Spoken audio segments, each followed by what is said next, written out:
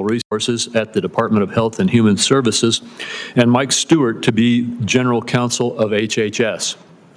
The meeting this morning will provide members with the opportunity to offer remarks on the nominees, and following any statements, we will recess briefly and then proceed to this morning's hearing with Secretary Kennedy. We will vote on these nominations off the Senate floor today, and I think we have agreed at 11:30, as there are other votes starting on the floor at that time. At his hearing, Mr. Schweitzer discussed his commitment to trade policies and practices that place the American economy and the American worker first. I look forward to working with him, if confirmed, to ensure that our trade policy prioritizes U.S. competitiveness, spurs job creation, and promotes innovation. Mr. Chiarello and Mr. Stewart discussed the critical issues in our healthcare system, including soaring costs, a burdensome drug approval process, and the opioid crisis. If confirmed, both Mr. Chiarello and Mr. Stewart will have the opportunity to advise Secretary Kennedy on potential solutions. Given their respective backgrounds, I'm confident in their ability to provide thoughtful counsel to the Secretary. I will be voting in favor of each nomination, and I encourage all of my colleagues on the committee to do the same. Senator Wyden. Thank you very much, Mr. Chairman. I'll start off with Michael Stewart. The Health Department's top lawyer is responsible for calling balls and strikes and making sure the department follows the law. That is something that Robert Kennedy and Donald Trump have shown little interest in. During his confirmation hearing, Mr. Stewart provided the committee no assurances that he would follow laws like EMTALA that make sure emergency departments provide life-saving medical care. Robert Kennedy, we'll hear from him later today, is speedrunning our country into the worst measles outbreak in decades. He's gutted vaccine panels, cancer research, and is overseeing the biggest blow to Medicaid and the Affordable Care Act in history. Mr. Stewart has given this committee no reason to believe he would be anything other than a rubber stamp for Robert Kennedy. Next up, Gustav Chiarello, nominated to be the Assistant Secretary for Financial Resources at HHS. If confirmed, he'll be responsible for the department's $1.7 trillion budget. He doesn't have a single day's worth of experience managing the finances of an organization, let alone one of this size. This is an important role, especially in light of the Trump administration's weaponizing of federal funding. Between February's disaster funding freeze and Trump's latest rescission of funds that Congress already appropriated, the administration is making a mockery of congressional authority.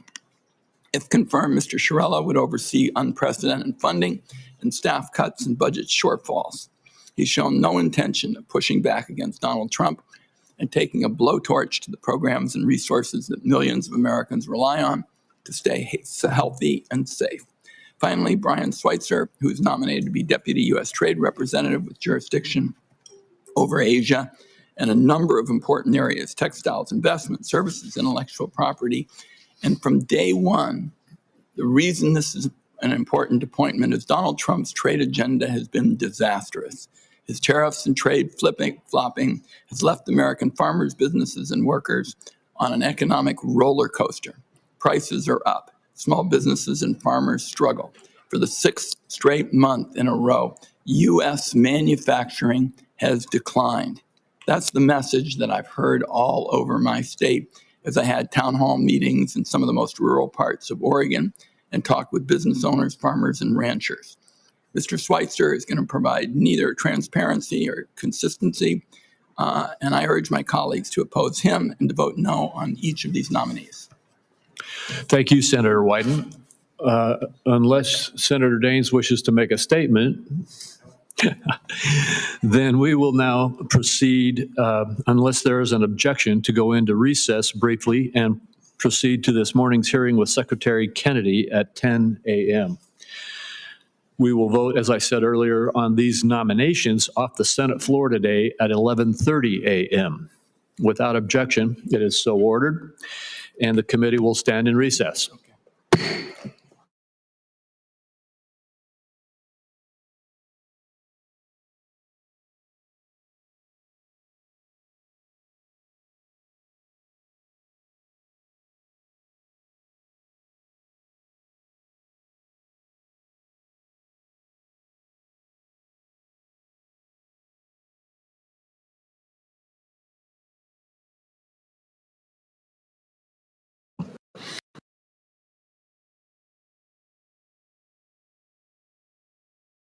Service.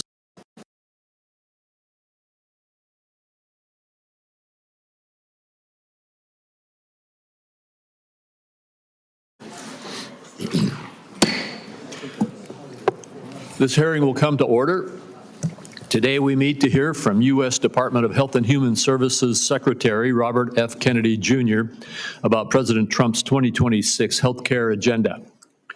Mr. Secretary, thank you for being here. While I expect a spirited debate today, I would remind my colleagues that each senator is limited to 5 minutes, and we're going to try to keep that as tight as we can today. There's 27 of us, and we all probably are going to want to have our opportunity. At the end of the 5-minute time frame, I will gently tap the gavel if it appears that things are starting to lapse over, and encourage my colleagues and our witness to conclude their remarks at the conclusion of this time. President Trump and Secretary Kennedy have made a steadfast commitment to make America healthy again. Under this administration, HHS has placed patients at the center of the healthcare system, empowering them with the tools and information they need to create a healthier future. We know that chronic diseases such as heart disease and cancer and diabetes are some of the leading causes of death in America. Now the department has a renewed focus on tackling the root causes of chronic disease and promoting prevention first. I look forward to exploring ways that the federal government can further align payment incentives to support healthy living and fight chronic disease. The administration has also prioritized efforts to end waste, fraud, and abuse in our federal health care programs, including through eligibility and enrollment verification. This critical work is not just about saving taxpayer dollars. It's about restoring trust and ensuring vital programs like Medicare and Medicaid are sustainable for generations to come. In July, the Centers for Medicare and Medicaid Services, CMS, announced that the agency identified 2.8 million Americans who were simultaneously enrolled in multiple Medicaid or Affordable Care Act exchange plans.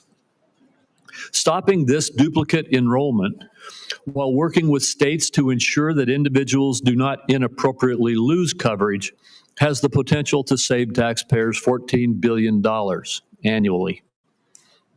CMS has also taken steps to provide states with additional immigration information to verify eligibility for federal health care programs. Preserving lifelines like Medicaid for those who are legally entitled under the law will ensure long-term sustainability. Congress has bolstered these efforts by passing the One Big Beautiful Bill. This bill enacts common sense reforms to reduce improper payments and brings needed personal accountability to the Medicaid program.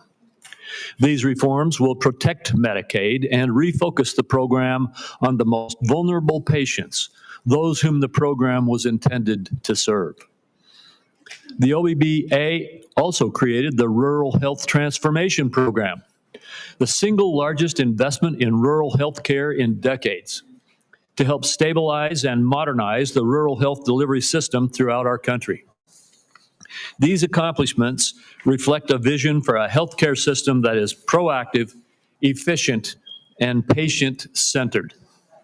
While many of the issues discussed today may be partisan in nature, this committee has a deep history of bipartisan healthcare accomplishments. I remain committed to partnering with this administration and Ranking Member Wyden to enact policies that realign incentives in the prescription drug supply chain, expand access to telehealth, and ensure long-term stability in our physician payment system. Mr. Secretary, I look forward to hearing from you today about the administration's efforts to make America healthy again and how we can continue to work together to achieve this shared goal. Thank you very much. Senator Wyden.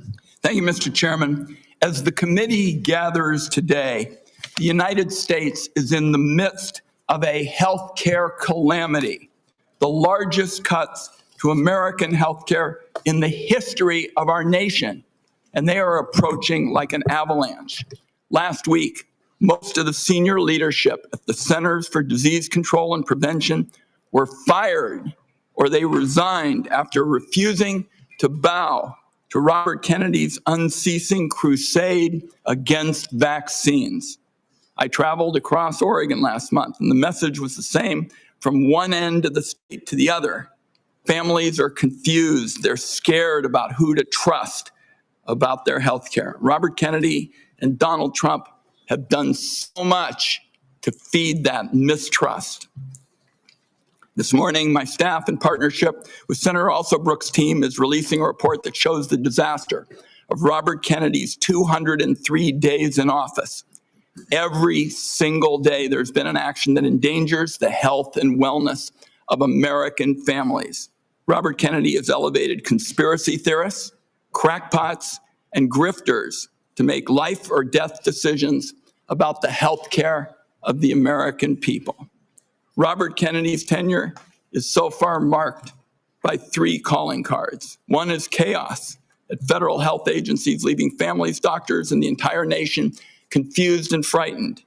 Corruption that benefits Robert Kennedy, Donald Trump, and their friends at the expense of taxpayers, and higher health costs for families.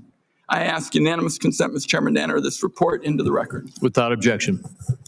Then there's chaos. It's been obvious from the start that Robert Kennedy's primary interest is to take vaccines away from Americans. During his confirmation process, he claimed to be pro-safety and pro-science, but his actions reveal a steadfast commitment to elevating junk science and fringe conspiracies. His agenda has not been about choices and information for families. Just last week, he threatened doctors that deviated from the new anti-science vaccine guidelines he released that make it harder for pregnant women and children to get the COVID vaccine. And then there's corruption. Robert Kennedy's bizarre statements and actions beg the question, why? Democrats on this committee answered that question months ago.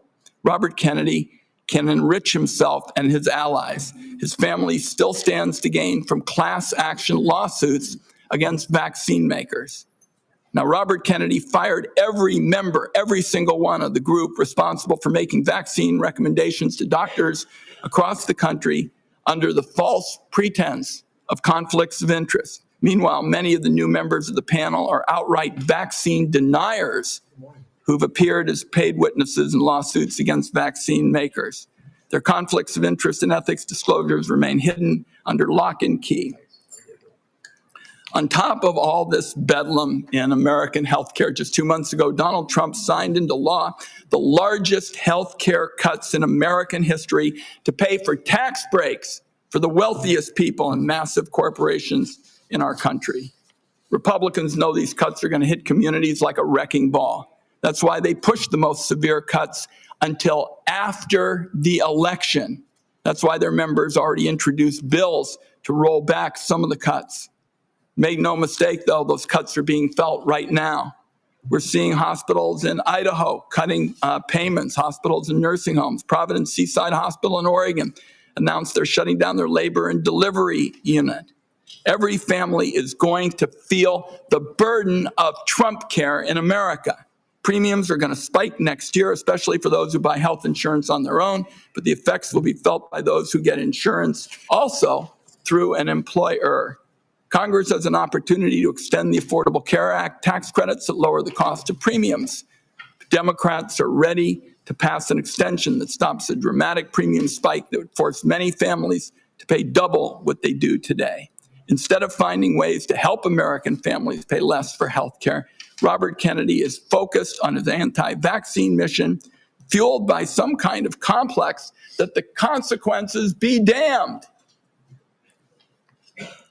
Amid this litany of corruption and chaos, the one point I have to underline is Robert Kennedy puts children in harm's way every single day in America. To my Republican colleagues, I must ask, what line must Robert Kennedy cross before some of you will also join this alarm?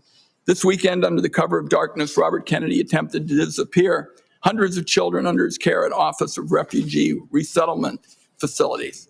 These children here without parents or family were rounded up in the middle of the night and put on planes to Guatemala. Lawyers on the ground described unthinkable scenes.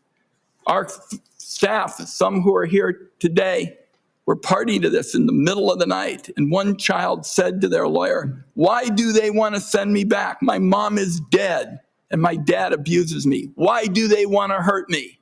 This was an actual conversation. These actions were illegal. Documents show that many of these children were in the country to escape trafficking in their homeland. Mr. Kennedy calls himself a protector of children. Some kind of rich claiming from somebody who's flown on Jeffrey Epstein's private jet on multiple occasions. I don't think Robert Kennedy should be within a million miles of this job. Republicans on the committee had a chance to prevent the public health train wreck that Mr. Kennedy has engineered. Everyone voted for him. It is in the country's best interest that Robert Kennedy step down, and if he doesn't, Donald Trump should fire him before more people are hurt by his reckless disregard for science and the truth. I also would like to note Senator Cantwell has joined us in this effort. I hope, at the very least, Robert Kennedy has the decency to tell the truth this morning. Mr. Chairman, I have a procedural request I'd like to make at this time. It's a short one.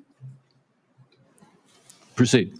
Thank you, Mr. Chairman. Mr. Chairman, it's unfortunate that I have to say this, but this is a witness who has lied to members of the Senate Finance Committee. In response to over 35 written questions, including from me, he said, and I quote, that he would do nothing as HHS secretary that makes it difficult or discourages people from taking vaccines. That was clearly not true. His unprecedented unilateral actions to restrict access to COVID vaccines, that alone proves it. He tried to fire the Senate-approved CDC director after she chose the truth over what I consider his delusions. His prepared testimony even today includes the debunked lie that 500,000 children disappeared under the Biden administration's watch, a lie that the Trump administration is using as a pretext to hunt immigrant children and their families. So, my request, Mr. Chairman, and I think it is unfortunate that I have to do this, but given the unprecedented nature of the witness's behavior, I would ask now that the committee formally swear in Robert Kennedy as a witness. Senator Wyden, I will personally object and will reject your request. We will treat this witness as we treat all of the other administration witnesses who come before us. And let me just say again, as I said in my opening remarks, we will have some partisan disagreements today. We're having partisan disagreements right now, and I am having partisan disagreements with you on your characterization of the facts. The bottom line is we will let the secretary make his own case in his opening statement. I'll only say, Mr. Chairman, that this committee's unwillingness to swear this witness is basically a message that it is acceptable to lie to the Senate Finance Committee about hugely important questions like vaccines. I think it's a great mistake, and that's why I've made the request. I understand that you're not going to grant it, and we can move on. We'll get to the bottom of your accusations, but at this point, I'm going to turn to our witness, the Secretary of Health and Human Services, Robert F. Kennedy, Jr. And Mr. Kennedy, Mr. Secretary, you may make your opening statement at this time. Thank you, Chairman Crapo, and thank you, Ranking Member Wyden, for the invitation to appear before the committee today. Before I summarize what we've accomplished this year at HHS, I want to express my deepest condolence to the family of DeKalb County Police Officer David Rose, who gave his life to stop the gunfire attack on the CDC on August 8th. Officer Rose was a veteran. He was a husband and the father of 2 children. Officer Rose's widow, whom I visited, is expecting their 3rd child. I'd like Officer Rose's family to know that he remains in our prayers and that he will continue to be in our thoughts. Let me start with the big picture. Under President Trump's leadership, we at HHS are enacting a once-in-a-generation shift from a sick care system to a true healthcare system that tackles the root causes of chronic disease. Chronic diseases reach crisis proportions in our country. And finally, we have an administration that is taking action. The MAHA report assessment, which the White House released in May, was the first government analysis of the key drivers of childhood chronic disease: ultra-processed foods, chemical exposures, physical inactivity, and over-medicalization. This month, we will follow with the MAHA report strategy, the Trump administration's solution for addressing each cause. At HHS, we haven't just been writing reports. We have been the busiest, most proactive administration in HHS history. In just half a year, we've taken on food dyes, baby formula contamination, the grass loophole, fluoride in our drinking water, gas station heroin, electronic cigarettes, drug prices, prior authorization, information blocking. Those prior authorizations are unfair. It takes over 3 months to get a prior authorization. Senator Kennedy, do you know something? The committee will come to order. Between those 3 authorizations, you're killing millions of people. I apologize to you for that outburst, Secretary Kennedy. I would notify everyone else in the audience. Comments from the audience are inappropriate. If there are any further disruptions, the committee will recess until the police can restore order. Mr. Secretary, please proceed. As I was saying, prior authorization, information blocking, and healthcare interoperability. We're ending gain-of-function research, child mutilation, and reducing animal testing. We are addressing cell phone use in schools, excessive screen time for youth, the lack of nutrition education in our medical schools, sickle cell anemia, hepatitis C, the East Palestine chemical spill, and many, many others. At FDA, we are now on track to approve more drugs this year than at any time in history. I'm also proud to say that HHS under President Trump is doing more with less. We have taken measures to fight waste, fraud, and abuse. Just by eliminating duplicative enrollments in CMS, we are saving taxpayers $14 billion a year. Meanwhile, we are expanding access for people who need it. We are ending racist diversity, equity, and inclusion practices and instead focusing on aiding low-income and vulnerable families, regardless of their race, which was the original intent of Title X. We're also pouring $1 billion into Head Start and the Administration for Children and Families. Compassion need not be the casualty of efficiency. I'd like to highlight some issues that have not gotten media attention. First, we are doing our part to fulfill the President's commitment to stop human trafficking, especially of children. We inherited a terrible humanitarian crisis from the previous administration with its open border policies, which allowed the appalling loss of 476,000 unaccompanied children. We have implemented policies now to ensure that that appalling tragedy can never happen again. We have knocked on 82,000 doors and located 22,000 of those children. I promise you that we will do more in the next 3 years. We are also addressing the disastrous health conditions in tribal communities on Native American reservations. I've met face-to-face with tribal leaders in dozens of communities and tribes in Alaska, Arizona, Idaho, New Mexico, and elsewhere. And I look forward to making HHS resources more available to those communities. One of the most significant initiatives under President Trump is the Rural Health Transformation Fund, part of the president's Big Beautiful Bill, which will provide the greatest investment of federal money into rural health care in history. Finally, I would like to address the recent shakeups at CDC. These changes were absolutely necessary adjustments to restore the agency to its role as the world's gold standard public health agency with the central mission of protecting Americans from infectious disease. CDC failed that responsibility miserably during COVID, when its disastrous and nonsensical policies destroyed small businesses, violated civil liberties, closed our schools, caused generational damage in doing so, masked infants with no science, and heightened economic inequality. And yet all those oppressive and unscientific interventions failed to do anything about the disease itself. America is home to 4.2% of the world's population, yet we had nearly 20% of the COVID deaths. We literally did worse than any country in the world. And the people at CDC who oversaw that process, who put masks on our children, who closed our schools, are the people who will be leaving. And that's why we need bold, competent, and creative new leadership at CDC. People able and willing to chart a new course. As my father once said, progress is a nice word, but change is its motivator, and change has its enemies. That's why we need new blood at CDC. That's also why it's imperative that we remove officials with conflicts of interest and catastrophically bad judgment and political agendas. We need unbiased, politics-free, transparent, evidence-based science in the public interest.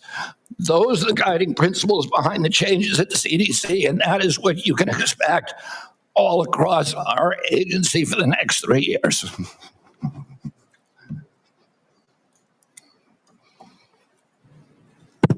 Thank you very much, Mr. Secretary. I'll begin with the questioning. And one of the first things I'd like to talk to you about is actually something that is under the auspices of CMS. And I spoke with Dr. Oz last night about this. I'm sure you're very familiar with it, though.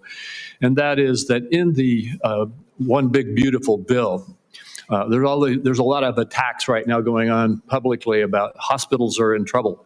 And the blame for that is placed on the bill, even though the bill hasn't even been implemented yet. The fact is, this committee held hearings on the troubles that rural hospitals are facing in the United States before the passage of the One Big Beautiful Bill. They've been facing difficulties in rural America for a number of years now. And the bill, the One Big Beautiful Bill, contained a rural health transformation program, which I would just like to ask you to comment on. This is that program which allocated $50 billion over the next 5 years to our rural community hospitals in the United States to help them deal with some of the financial crises that they are facing and transition to more stability. Could you comment on that program that is in the One Big Beautiful Bill? Yeah, Senator, one of President Trump's campaign promises and one of the principal preoccupations, not only of Republican senators when I did my confirmation hearing, but also almost equally among Democratic senators, with the crisis in rural health. We've had 120 rural hospitals close over the past 10 years. These institutions are not just delivering health access to rural Americans, but they are economic centers, they are cultural centers for those communities. They are often the largest employer. They are the highest paying jobs, and they are the centerpiece for those communities. So when they die, the communities collapse. And President Trump promised to do something about that, and he has delivered on that promise. Right now, we spend about 6% of Medicaid funding is sent to rural hospitals, a very, very tiny slice, and that's one of the reasons they're in trouble. President Trump has now allocated through the One Big Beautiful Bill $50 billion, so $10 billion a year over the next 5 years. What we give to rural hospitals, that 6% represents $19 billion a year. So we're increasing that by $10 billion. So we're infusing more than 50% increase in the amount of money that is going to rural communities over the next 5 years. There's never been anything like that in history. It is the biggest investment, and it should stem this hemorrhage. Well, thank you. And I appreciate your giving clarity to that, because it is frustrating to see these continuous allegations that the difficulties that our rural hospitals are facing all were created in the last few months when we passed a bill, when we've been holding hearings in this committee about these problems. And in the bill that we passed, we gave a $50 billion boost to, as you indicated, increase by 50% the federal support for our community rural hospitals in the United States. And I think that the hospital owners understand that. They recognize this support. In fact, they are coming they're coming together very carefully with Dr. Oz to work on the rollout of this program so that we can see this boost and this support that is coming. Just another one of the disagreements we have about what really was in the One Big Beautiful Bill. So I appreciate you commenting on that. In the last minute and 10 seconds that I have with you, could you just quickly talk once again about the broad issue of making America healthy again in terms of our aim to change the healthcare system's focus from a reactive symptom management model to one that focuses on lifestyle choices and the root causes of chronic disease? Yes, Senator, this morning I got the latest numbers from CDC that 76.4% of Americans now have a chronic disease. This is stunning. When my uncle was president, it was 11%. 1950, it was 3%. Today, it's 76.4%. 8 out of 10 of our kids cannot qualify for military service. This is a national security issue. When my uncle was president, we spent $0 on chronic disease. Today, we spend $1.3 trillion. It's the biggest cause. It's increasing. And all of the arguments that Republicans and Democrats have about single payer, Obamacare, or the various ways to allocate the health dollars, they're all like rearranging deck chairs on the Titanic. If we don't end this chronic disease, we are the sickest country in the world. That's why we have to fire people at CDC. They did not do their job. This was their job to keep us healthy. Thank you, and Mr. I need to fire some of those people to make sure this doesn't happen again. Thank you, Mr. Secretary. I have to cut myself off to make sure I keep to this time frame too. Senator Wyden. Thank you very much, Mr. Chairman. I've made it clear. I think that Secretary Kennedy is dead set on making it harder for children to get vaccines and that kids are going to die because of it. And Mr. Chairman, I'd like to put in the record today an op-ed written by Susan Monarez, who was fired by Mr. Kennedy. Without objection. So what we know, and Dr. Monarez, was approved by Republicans. She wrote an op-ed today in the Wall Street Journal, which I've just put in the record, and I quote her. She said, "I was told to pre-approve the recommendations of a vaccine advisory panel newly filled with people who have publicly expressed anti-vaccine rhetoric." So it's not some liberal philosopher or something. This is the CDC director who tells the Wall Street Journal, which is not exactly interested in progressive, theories and the like, that she was told to pre-approve the recommendations of a vaccine advisory panel filled with people who've publicly expressed anti-vaccine rhetoric. So my first question, Mr. Secretary, is did you in fact do what Director Monarez said you did, which is tell her to just go along with vaccine recommendations, even if she didn't think such recommendations aligned with scientific evidence? That is No, I did not. That's a yes or no. So you have an opportunity to call her a liar if you say that you didn't do it, but I'd like to see you respond to this. No, I did not say that to her. And I never had a private meeting with her. So there are witnesses to every meeting that we have, and all of those witnesses will say, I never said that. So she's lying today to the American people in the Wall Street Journal. Yes, sir. Okay. Let's talk now about what's coming up, because I've made it clear what I've thought about the 203 days with my colleague, Senator Also Brooks. In 2 weeks, CDC's Advisory Committee on Immunization Practices will meet to make decisions about critical vaccines that protect us against hepatitis B, measles, and more. The committee's got a profound impact on vaccine access, but these aren't ordinary meetings. You've stacked the deck to ensure the panel bends to your views. In June, you fired all 17 committee members who are respected scientists and doctors. You replaced them with non-experts, vaccine skeptics, and conspiracy theorists. As a result, this critical advisory panel has lost scientific credibility. After years, colleagues, we spend so much time not looking at this as Democrats and Republicans, but as good science and scientific credibility. And now the American Academy of Pediatrics has warned that the committee is being politicized at the expense of children's health.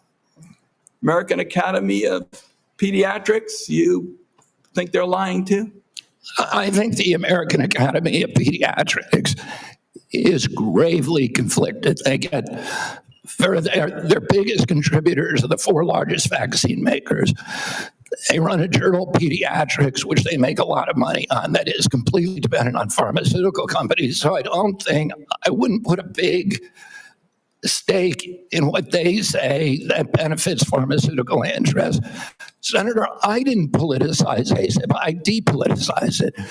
The Congress has been investigating ACIP. All over the country, Mr. Secretary, scientists and doctors are saying otherwise. They're all wrong too. They're all lying, according to you. The scientists and doctors are supporting me all over the country.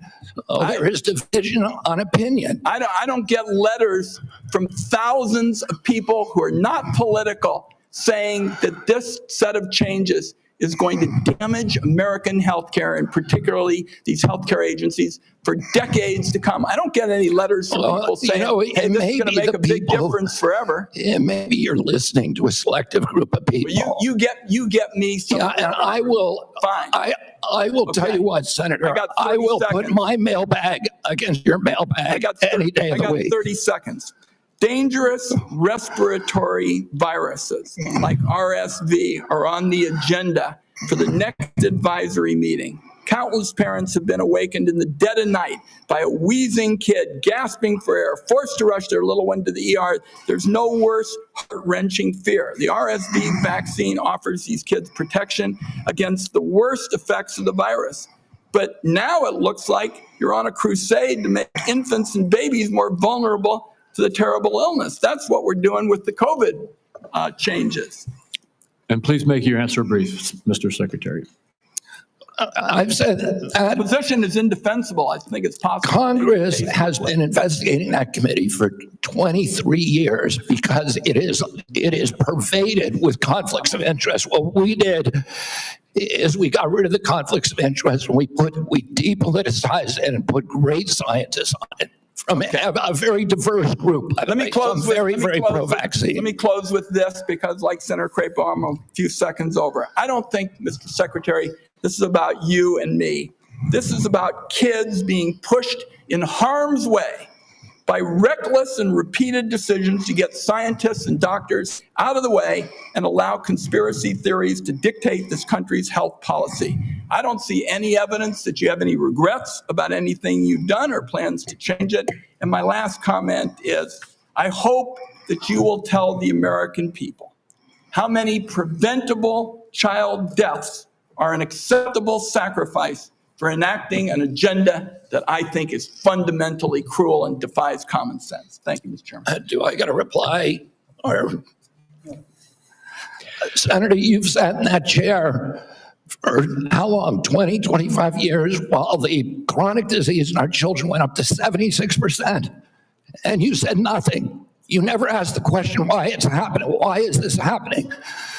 Today, for the first time in 20 years, we learned that infant mortality has increased in our country. It's not because I came in here. It's because of what happened during the Biden administration that we're going to end. I'm going to let Senator Wyden respond briefly to that, and then we're not going to go over like we just did. Defend this committee on a bipartisan basis. Colleagues, my cabinet secretary says that we have no interest in chronic care. Mr. Secretary, Mr. Chairman, could we have regular order, please? We are in the process of turning around the Medicare program with the chronic care bill that Chairman Hatch, when he was chairman, and this committee put together on a bipartisan basis. All right, we're going to proceed. And I just want the rest of the members to know, I gave Senator Wyden as ranking member some leeway there, but we're going to stick to the 5 minutes. Senator Grassley. First of all, thank you. I have asked HH secretaries in the past to fully utilize the Rural Community Hospital Demonstration Program under Medicare. The program has been underutilized. In May, the CMS filled the open slots. Thanks to your agency's work, there's been 10 more rural hospitals in the program. It's important that the federal government uses every tool possible to help rural hospitals, and thank you for making that possible. Now to my questions. Back in January, during your confirmation hearing, you told me that you agreed to leave farming regulations to the Department of Agriculture and EPA. Do you think that any comments you have made since your confirmation on topics dealing with agriculture are consistent with what you said in January, that USDA and EPA ought to be regulating farming, and that the Department of Health and Human Services should not seek to regulate farms, the tools they use, or the markets that they sell into? Yes, Senator, we are working very, very closely with Brooke Rollins and with the agricultural community. We've met with over 140 farm interests over the past 3 months to incorporate them to make sure that the MAHA agenda is consistent with their agenda.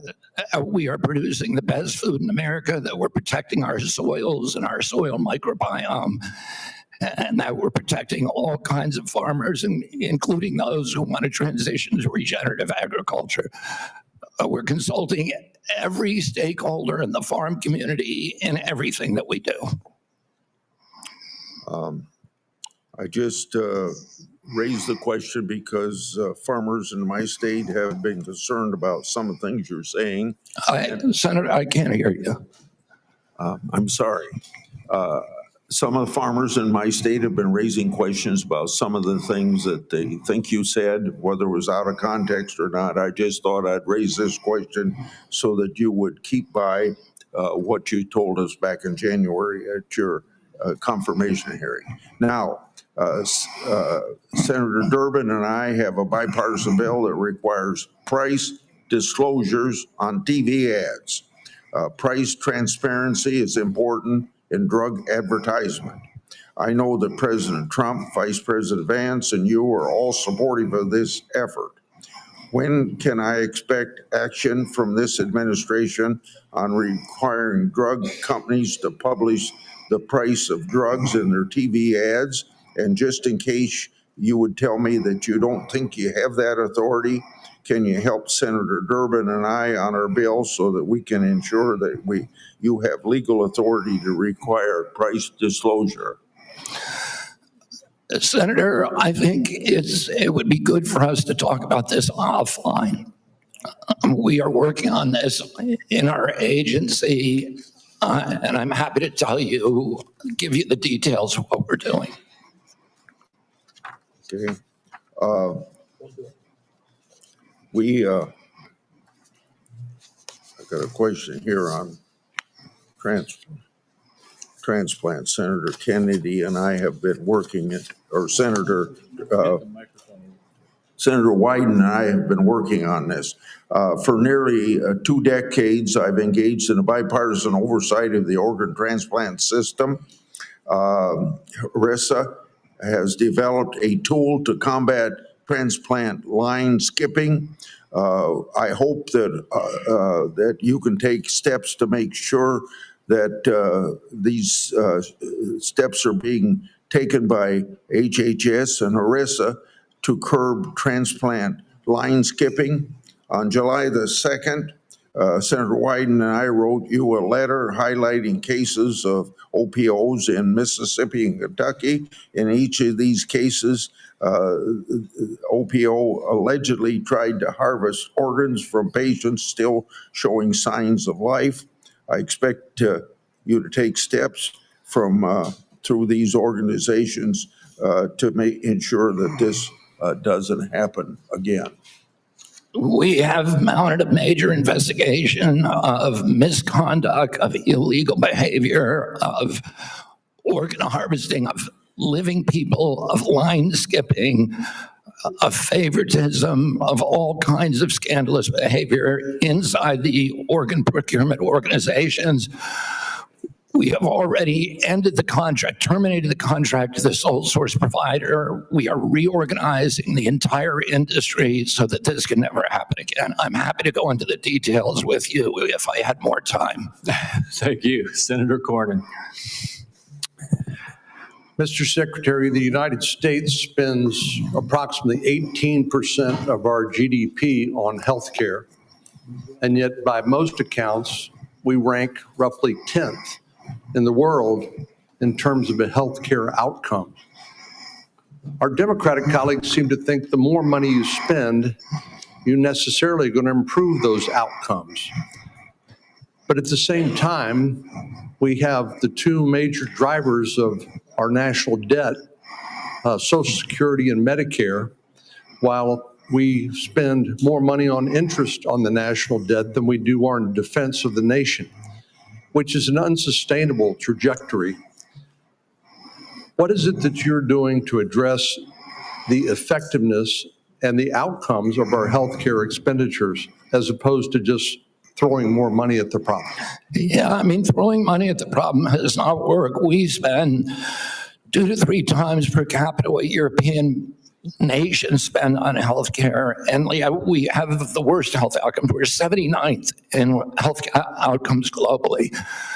Over the past 20 years, we've lost, or 30 years, we've lost 6 years to Europe in terms of longevity. So our lifespan was even with Europe's, now it's 6 years behind.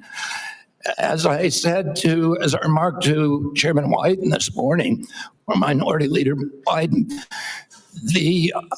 today we got new data that showed that infant mortality has increased in this country in 2024 for the first time in 20 years. Diabetes has gone up 98% in 20 years. Nobody's doing anything about it. CDC's job was to make sure that this didn't happen. And what we're going to do is reorganize CDC, but also we've already righted the ship at NIH, at FDA, at CMS. And we are going to end the chronic disease epidemic. We are devoting thousands of studies. We're going to devote to identifying the causes, and we're eliminating them. And we're already starting. We're not waiting for everything to come in. We are starting now. We're doing this with food dyes, with GRAS standards, with dietary guidelines. We're going to get better food and better health to the American public because it's chronic disease that is bankrupting us and destroying our national security. It seems to me one of the biggest problems that we have in America today is the trustworthiness of the information that we actually receive from the news media and from any other source. And obviously, the easiest thing for our Democratic colleagues to do is to scare people because that is a powerful emotion, no matter what the facts may be. Do you believe COVID-19 was politicized? Yeah, the whole process was politicized. Senator, I mean, we were lied to about everything. We were lied to about natural immunity. We were lied to about, we were told again and again the vaccines would prevent transmission, they'd prevent infection. It wasn't true. They knew it from the start. It wasn't true because that's what the animal studies and the clinical trials showed. We were told that there was science behind cloth masks. The CDC allowed the teachers union to write the order closing our schools, which hurt working people all over the country, and then pretend it was science-based.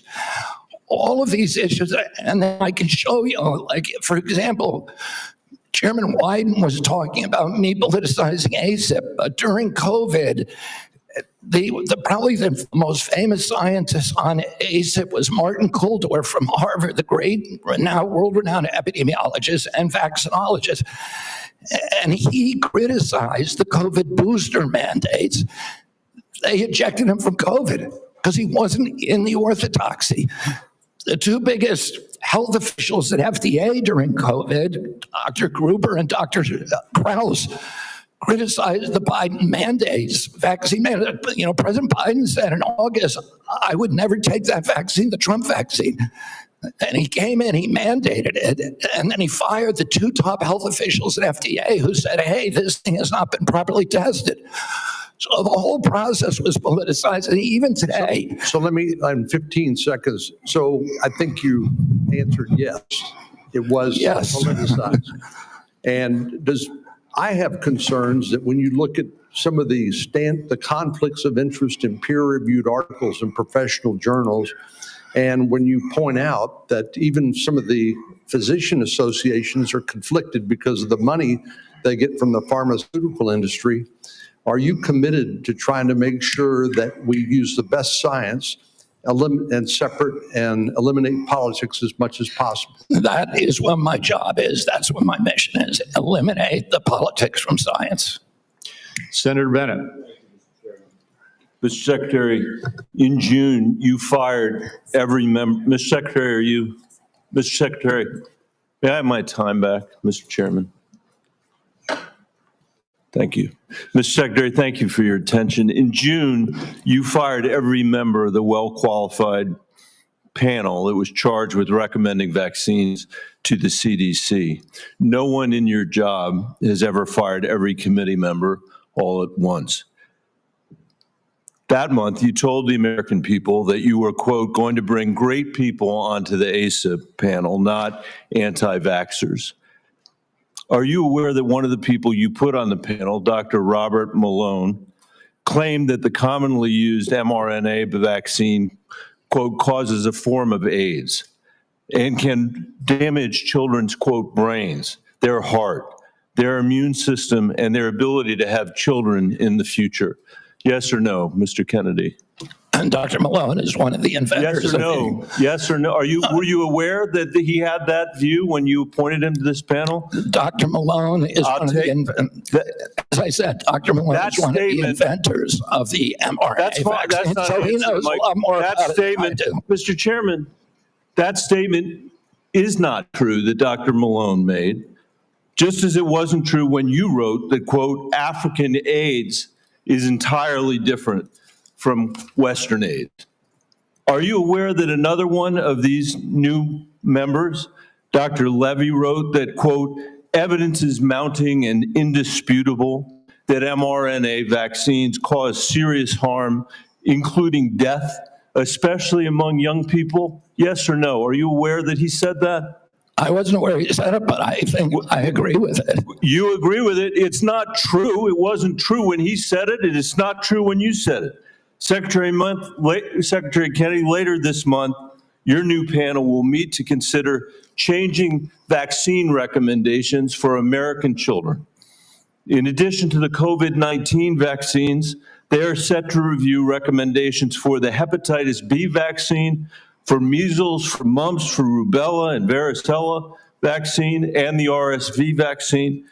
These are common back-to-school vaccinations for children all over the industrialized world.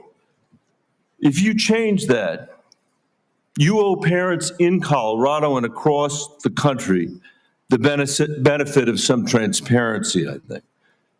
If your panel recommends changing the vaccine schedule for children, do you anticipate that fewer children will receive these common vaccinations, yes or no? What I would say, Senator, The obvious answer is yes. Should parents and schools of Colorado be prepared for more measles outbreaks as a result of that, Mr. Secretary?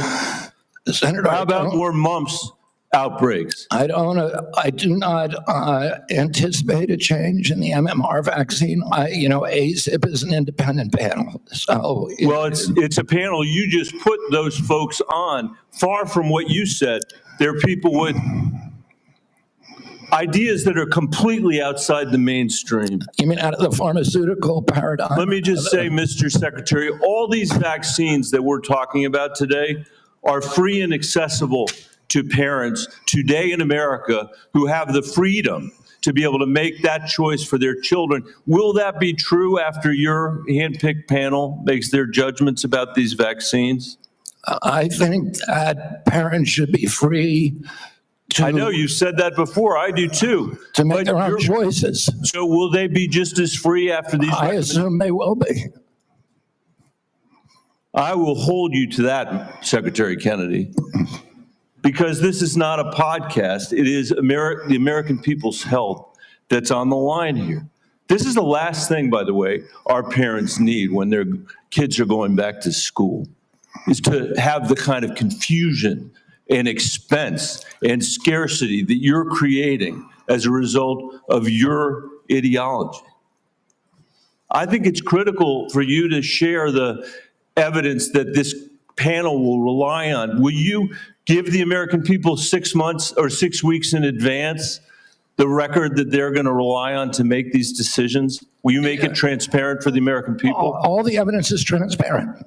Will all you the make evidence- it in advance transparent for the American people so they can comment on it? All the evidence is transparent for the first time in history, and you were never there complaining when the pharmaceutical companies were picking those people and then running their products through with no safety You testing. you can characterize it any way you want. I quoted them today. What I said was accurate. What you said were lies. You Are you described saying, people Senator, moving the Titanic. Senator, the are you chairs on saying the that the Titanic. mRNA vaccine has never been associated with myocarditis or pericarditis in teenagers? I am simply. Is that what you're trying to tell us? I am simply trying to say that the people that you have put on that panel, after firing the entire. You're evading the question.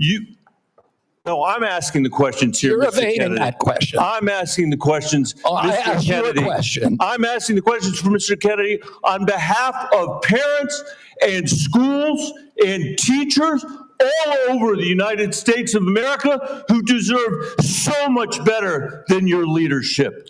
That's what this conversation is about, Mr. Chairman. Senator, they deserve the truth, and that's what we're going to give them for the first time in the history of that agency. Senator Cassidy.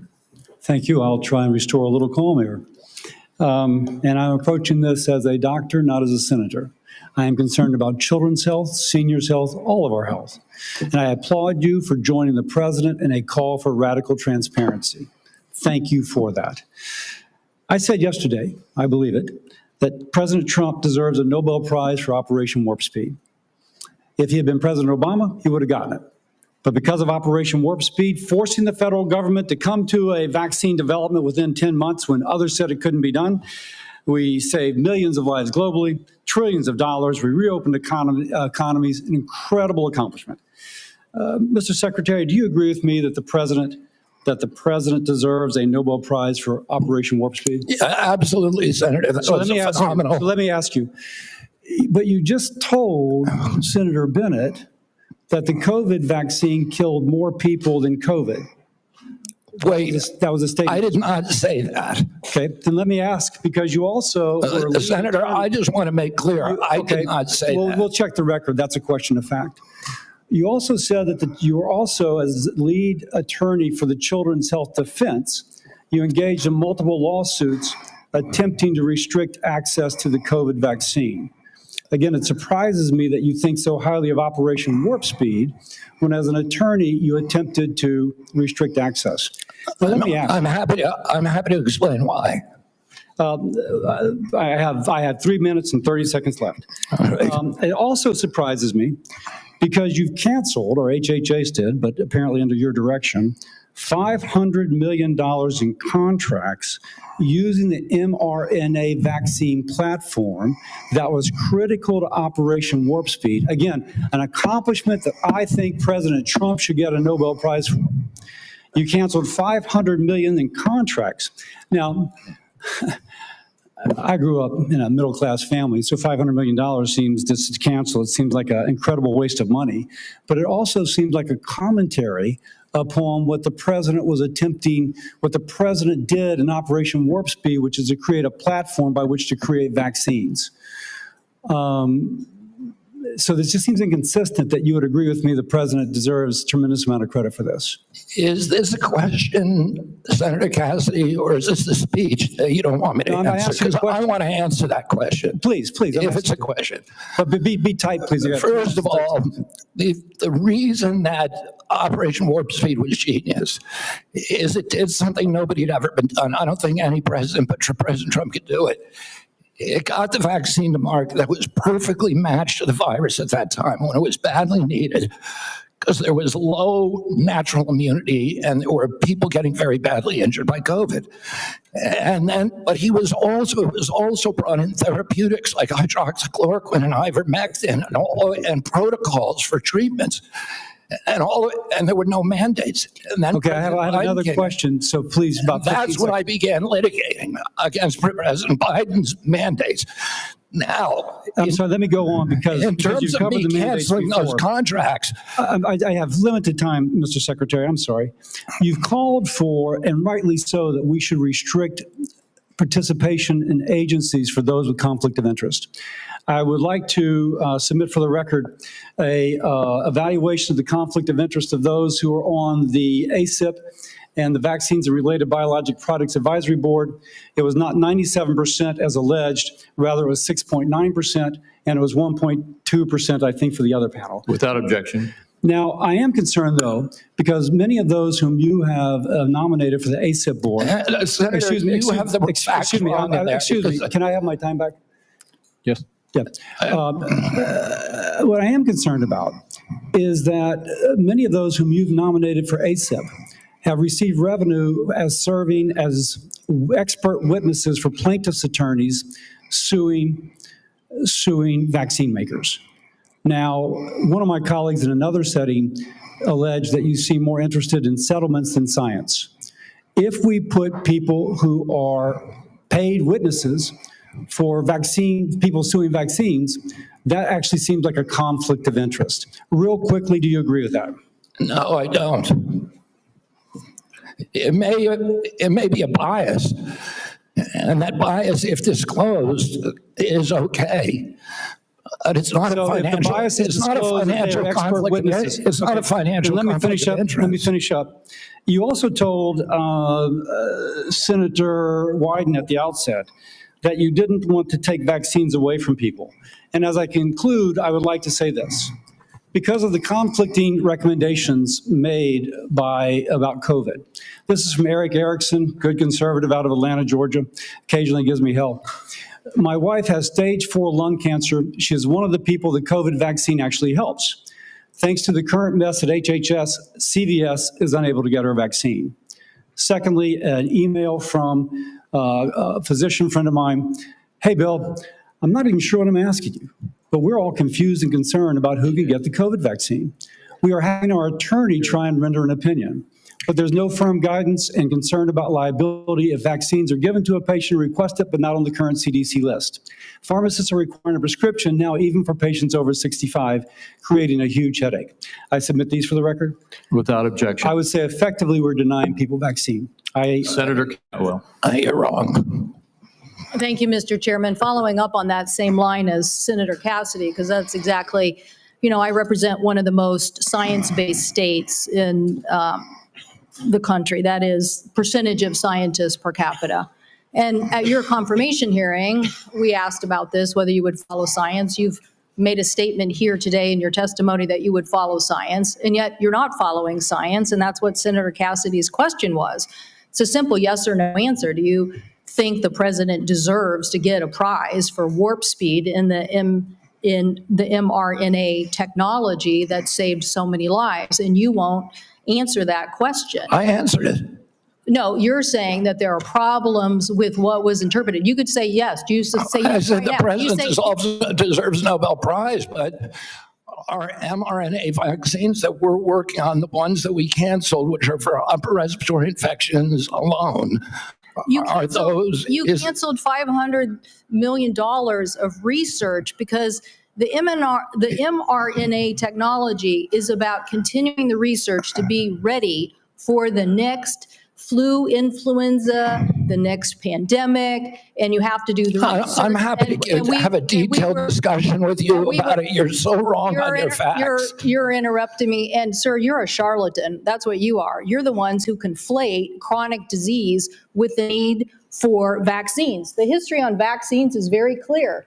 This is the 20th century. That's how many people had vaccines and had illnesses. This is the 21st century. This is the decrease, 99% down to 100%. This is what was delivered with vaccines. And you don't want to support that. You don't want to support that evidence. So yes, the governors of the West, Washington, Oregon, and California, will take up the efficacy of science. Yes, the University of Washington will deliver the science that America will depend on, because you don't want to depend on it. And his own Surgeon General of the Trump administration said over 2 million lives were saved because the mRNA technology, and you don't want to continue that. You don't want to continue that technology. So what country is going to now take up that technology lead? What country is going to do that? Leaving us more vulnerable to some other country, keeping the advantage on having the best technology. So I'm telling you, I represent a state that's about technology. I have two other quick questions for you. These questions or statements? Because I can answer that question if it's actually a question. Do you believe in having the ACA and the support for the ACA that is about to expire? Do you believe in doing something about that? In terms of the enhanced premium tax credits? Yes. The Democrats had two chances to make them permanent, and they didn't. And they didn't for a reason. We're the ones who delivered it. So I'm just asking, yes or no, do you want to do something about this? Yes or no? I want to fix the system, and that's what we're doing, fixing systematically to make premiums lower. That's what President Trump wants to do. Do you think the women on the steps of the Capitol were a hoax yesterday? I don't know about any women on the steps of the Capitol. The women who were talking about Epstein, do you think they were a hoax yesterday? Do I think they were? Do you think they were perpetrating a hoax yesterday? Perpetuating a hoax? Yeah. I have no idea what they were saying. This is the first time hearing about it.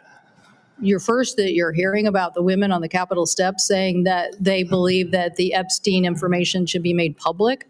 That's the first you're hearing about it? What I'm saying is you are perpetrating hoaxes. You, as this Secretary of Health. So you're undermining the whole healthcare delivery system, and you keep trying to point to chronic disease, but you're not putting solutions on the table to cover more Americans, and you're taking away the science and technology that has made us the leader that has saved, according to the first Trump administration Surgeon General, millions of lives, and you don't want to keep that going. So no, I don't support your continued efforts as Secretary, and I definitely think that our colleagues need to rally around science. If you want the Northwest to continue to lead on all innovation and all healthy people, okay, we'll do that. But it's a sad statement for the rest of America and America's leadership on technology. Thank you, Mr. Chairman. Thank you, Senator Warner. Mr. Secretary, I agree with a lot of my colleagues' statement. I actually had hoped. I didn't support you. I thought taking on chronic illnesses was going to be important. I've got 2 kids, as we discussed when we met, that have chronic illnesses. I'm not sure that the focus on red dye and seed oils are going to fully solve that problem. Of course they won't. I would say this, that seems where your emphasis is. I want to go back to just, again, some basic facts. Do you accept the fact that 1 million Americans died from COVID? I don't know how many died. You're the Secretary of Health and Human Services. You don't have any idea how many Americans died from COVID? I don't think anybody knows that because there was so much data chaos coming out of the CDC, and there was so many perverse incentives. And these are model You don't know the answer of how many Americans died from COVID. This is the Secretary of Health and Human Services. Do you think the vaccine did anything to prevent additional deaths? Again, I would like to see the data and talk about the data. You have had this job for 8 months, and you don't know the data about whether the vaccine saved and lives? that's the problem, is that they didn't have the data. The data by the Biden administration absolutely dismal. So who was politicizing? You're saying the Biden administration politicized all the data? Go back to what Senator Cantwell just said. Fired Dr. Go to the Trump Surgeon General. They fired Dr. Kraus. They fired all the people who questioned the orthodoxy. They fired Dr. Gruber, Dr. Kraus. So, Mr. Chairman, the Secretary of Health and Human Services doesn't know how many Americans died from COVID. Doesn't know if the vaccine helped prevent any deaths. And you are sitting as Secretary of Health and Human Services? How can you be that ignorant? I remember when we went through the hearing with you, I asked you about community health centers. You didn't know what role they play. I've been visiting community. I'm glad you've got to one. I think in April.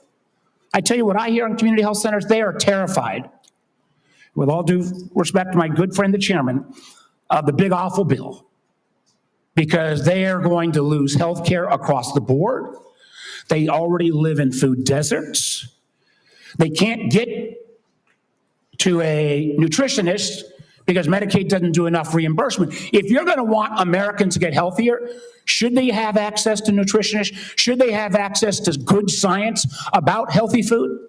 Absolutely. Well, then how is that going to happen with the Medicaid cuts that are taking place? There are no cuts to Medicaid. Sir, that is an absurd. There is not a single, some of my Republican colleagues, but there is not a single study that does not, and I can tell you, I was in Franklin, Virginia, a couple days ago. The rural hospital is going to close. The hospital system was so afraid they wouldn't even let me have the meeting there. But that rural hospital is going to close. And they are looking for where those folks are going to go. I mean, you're supposed to be doing health care policy, not being the doctor in residence for all of America. I hope I can just say, hey, I'm still going to trust my doctor rather than your health advice. And obviously, Tom Cotton's going to, who knows who he's going to trust. But let me go back to policy for a couple, so maybe we can lower the temperature a little bit. I got a bipartisan bill that would be a systemic fix, not a vote buying mechanism when Medicaid's getting cut, what was put in on the rural hospitals. One of the things we could do, Mr. Secretary, is make sure that the folks who work in rural hospitals get an 80% reimbursement of what folks get in more urban centers. Would you support that legislation? Are you talking about the area wage index? I'm talking about the area wage index and moving that up to 80%. So there is actually ability to get rural providers. President Trump supports that, and we support. Do you support? You support. Good. So you will work with us to get that passed. Yes. That will increase costs on both Medicaid and Medicare, so you are committed to that. I appreciate that. What about Senator Wyden and I've got a bill, because across America, what about what? Hospitals are shutting down on their OBGYN services. Try to have a baby. I don't know about all of my other friend states, but in Southside Virginia, you can't find a hospital. Will you work with us to make sure that before OBGYN services are taken out of a rural hospital, there has to be a process and procedure? I'm happy to work with you on that, Senator, meet with you and see if we can work with you on it. I don't know exactly what the issue is. Well, again, the Secretary of Health and Human Services, who has said he doesn't know how many people died from COVID, doesn't know if the vaccine saved lives, doesn't understand the issue that OBGYN doctors are fleeing rural America because they can't afford it. And with the cuts that are coming up, it's going to be exponentially worse. I would invite you, sir, to come with me to a community health center in Virginia and hear what is on people's mind. They want to get healthier? Absolutely. Count me in. But they also don't want their basic health care removed. Thank you, Mr. Chairman. Senator Langford. Mr. Chairman, thank you. Secretary, good to see you again. As I traveled around Oklahoma during August, it was great to be able to be home. I had several folks that contacted me. We had some great meetings with some rural hospitals as well. They're looking forward to the $50 billion for the One Big Beautiful Bill that is targeting towards rural hospitals, starting with $10 billion next year. I know you're quickly getting all the instructions out on that. We know that's in process. It was good to be able to visit with them and be able to talk about that. They're very pleased. Thanks for the work you're doing on that. I also met with some of our groups that do incredible medical research on this. I know the NIH grants were held for a while and being studied. Those have been released, and grateful to be able to see that because there's some amazing medical research is happening, including some longitudinal studies. They need those dollars released, so I appreciate y'all getting those released out there. I did hear from a lot of our folks, and I want to talk about one of these issues. From a lot of our hospitals, they immediately raised the issue of Medicare Advantage plans and how they're withholding payments, they're delaying payments back to hospitals, and a problem that's been for rural hospitals. I know y'all are working on that as well. We want to work with you on that. But you and I have spoken on the second issue on that, and it's the pharmacy benefit managers. During the confirmation process, it was interesting when you and I met in my office, you said every single senator brought up PBMs to you, and you made the statement during the confirmation process, this is an area that President Trump wants to take on, is the pharmacy benefit managers. This is unfinished business in this committee. But I wanted to just know, what is HHS doing at this point on the PBM issue in particular to make sure we're not driving out rural pharmacies, and what we can do to be able to make sure that's fair? I mean, it's a priority for the president. He talks to me about it, I would say, at least once a week, sometimes at 11 o'clock at night. And we've met with the PBMs, and we are in talks with them. We're also in MFN talks with the pharmaceutical companies, who are also very interested in reducing the cut and getting transparency among the PBMs. And the PBMs have committed to us to transparency, to some protocol that will guarantee transparency.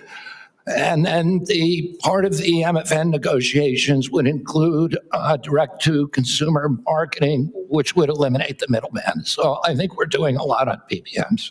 Okay, that'd be very helpful to be able to see. It'd be very helpful for consumers across the country on this. You and I spoke as well, and you've made public statements on this, and the FDA commissioners made public statements on the issue of reviewing the safety issues of mifepristone.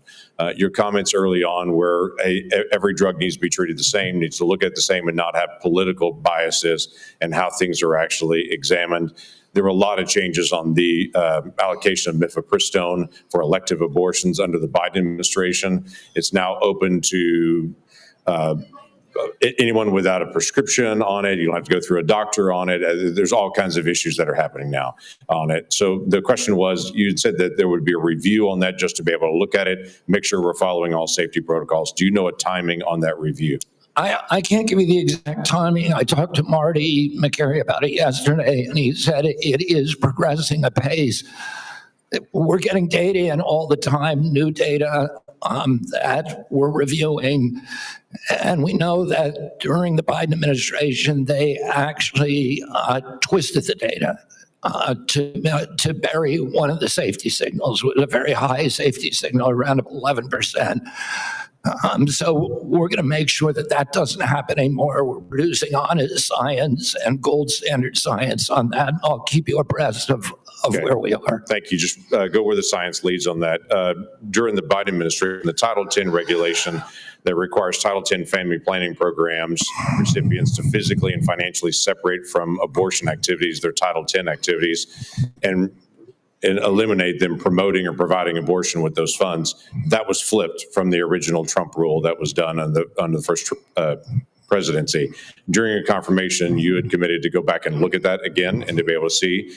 My question is, do you know the timeline for agency action for when that rule on Title X and the separation payments rule will be either reviewed or will actually be reinstated to the original Trump rule under his first presidency? I don't know if they're I just don't know the answer to your question, whether they're actually reviewing the rule right now.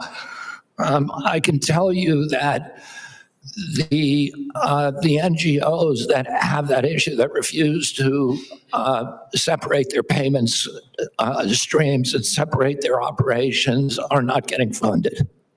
Okay, well, that was an issue under the law when it first came out, to be able to keep those things separate on it. So look forward to that. Thank you, Mr. Chairman. Thank you. Senator Hassan. Oh, thank you, Mr. Chairman, and good morning, Secretary Kennedy. Just before I ask a question, I did want to note, in response to the Secretary's statement that the Trump administration wants to lower the cost of health insurance, that across the country right now, the median increase from commercial insurers that we're seeing this fall is 18%, just as families are struggling to make ends meet. Now, I want to follow up on a line of questioning that Senator Cassidy began. Mr. Secretary, President Trump said that the COVID-19 vaccine produced by Operation Warp Speed was, and these are the president's words, a monumental national achievement. Although I have strongly opposed many of President Trump's actions, I agree with him that Operation Warp Speed in 2020 was a monumental achievement. Unfortunately, you are undermining one of the president's biggest achievements, which, as the president said, saved millions of American lives. You even went as far as to call President Trump weak for this life-saving accomplishment. Last year, you tweeted that President Trump has a weakness for swamp creatures, and that Operation Warp Speed was among, here's your quote again, the most devastating impact of President Trump's weakness. So, Mr. Secretary, was Operation Warp Speed a monumental national achievement, as President Trump said? For the reason that I already said, and I assume you won't let me repeat, but I'm happy to if you want, yes, it was. Good.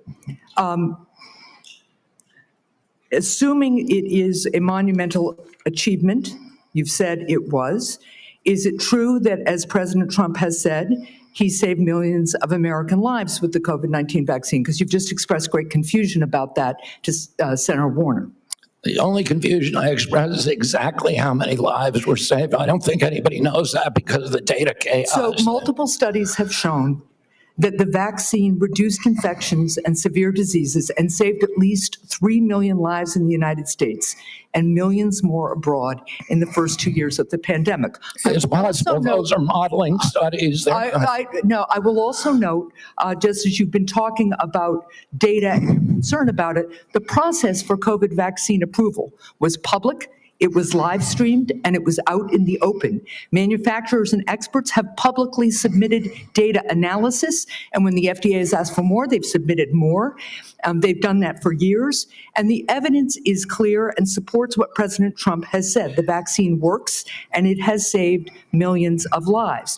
Your own process, on the other hand, has not been transparent. You repeatedly choose to ignore data because it doesn't match your preconceived notions and lies. So you have said that the vaccine did save lives. You've said it was a monumental achievement. And given that, if you agree with President Trump that the vaccine saved millions of lives, why have you acted behind closed doors to overrule scientists and limit the freedom of parents to choose the COVID vaccine for their children? Why have you done that? For the COVID vaccine, I was removed by FDA because there was the industry. No, it was behind closed doors. No, it's not and scientists who said they wanted to brief you on the science, scientists who wanted to understand why the FDA, why you unilaterally changed the parameters for giving vaccines, making it possible now, to Senator Cassidy's colleagues' points, that they're going to have to go off-label. This is crazy talk. You're just making stuff up. To prescribe a vaccine for children. I'm not making things up. Do you know how the FDA approval process works and what? Yeah, I do. I know exactly. What an off-label? Do you know what an off-label prescription is? I know exactly how it works. I know exactly how it works. So why behind closed doors? It's not behind closed doors. The industry makes the studies, and they could not provide a study that said that it is effective for healthy kids. So when have you produced the data that you relied on and that this FDA relied on to change those parameters? You did it behind closed doors. No, the data is all public. Now parents who decide that they do want their children to have You're just COVID making vaccine stuff up, Senator. I'm not You're making just stuff making stuff up. You know, sometimes when you make an accusation, It's kind of a confession, Mr. Kennedy. So let's just settle with this. So here's what's going to happen. To Senator Warner's point, to the parents who are concerned all around the country, to people who want to get the COVID vaccine this fall, even if they're under 65, because the boosters have worked, there's been much less serious disease. People do not have the same level of threat and risk from COVID that they used to because of these vaccines.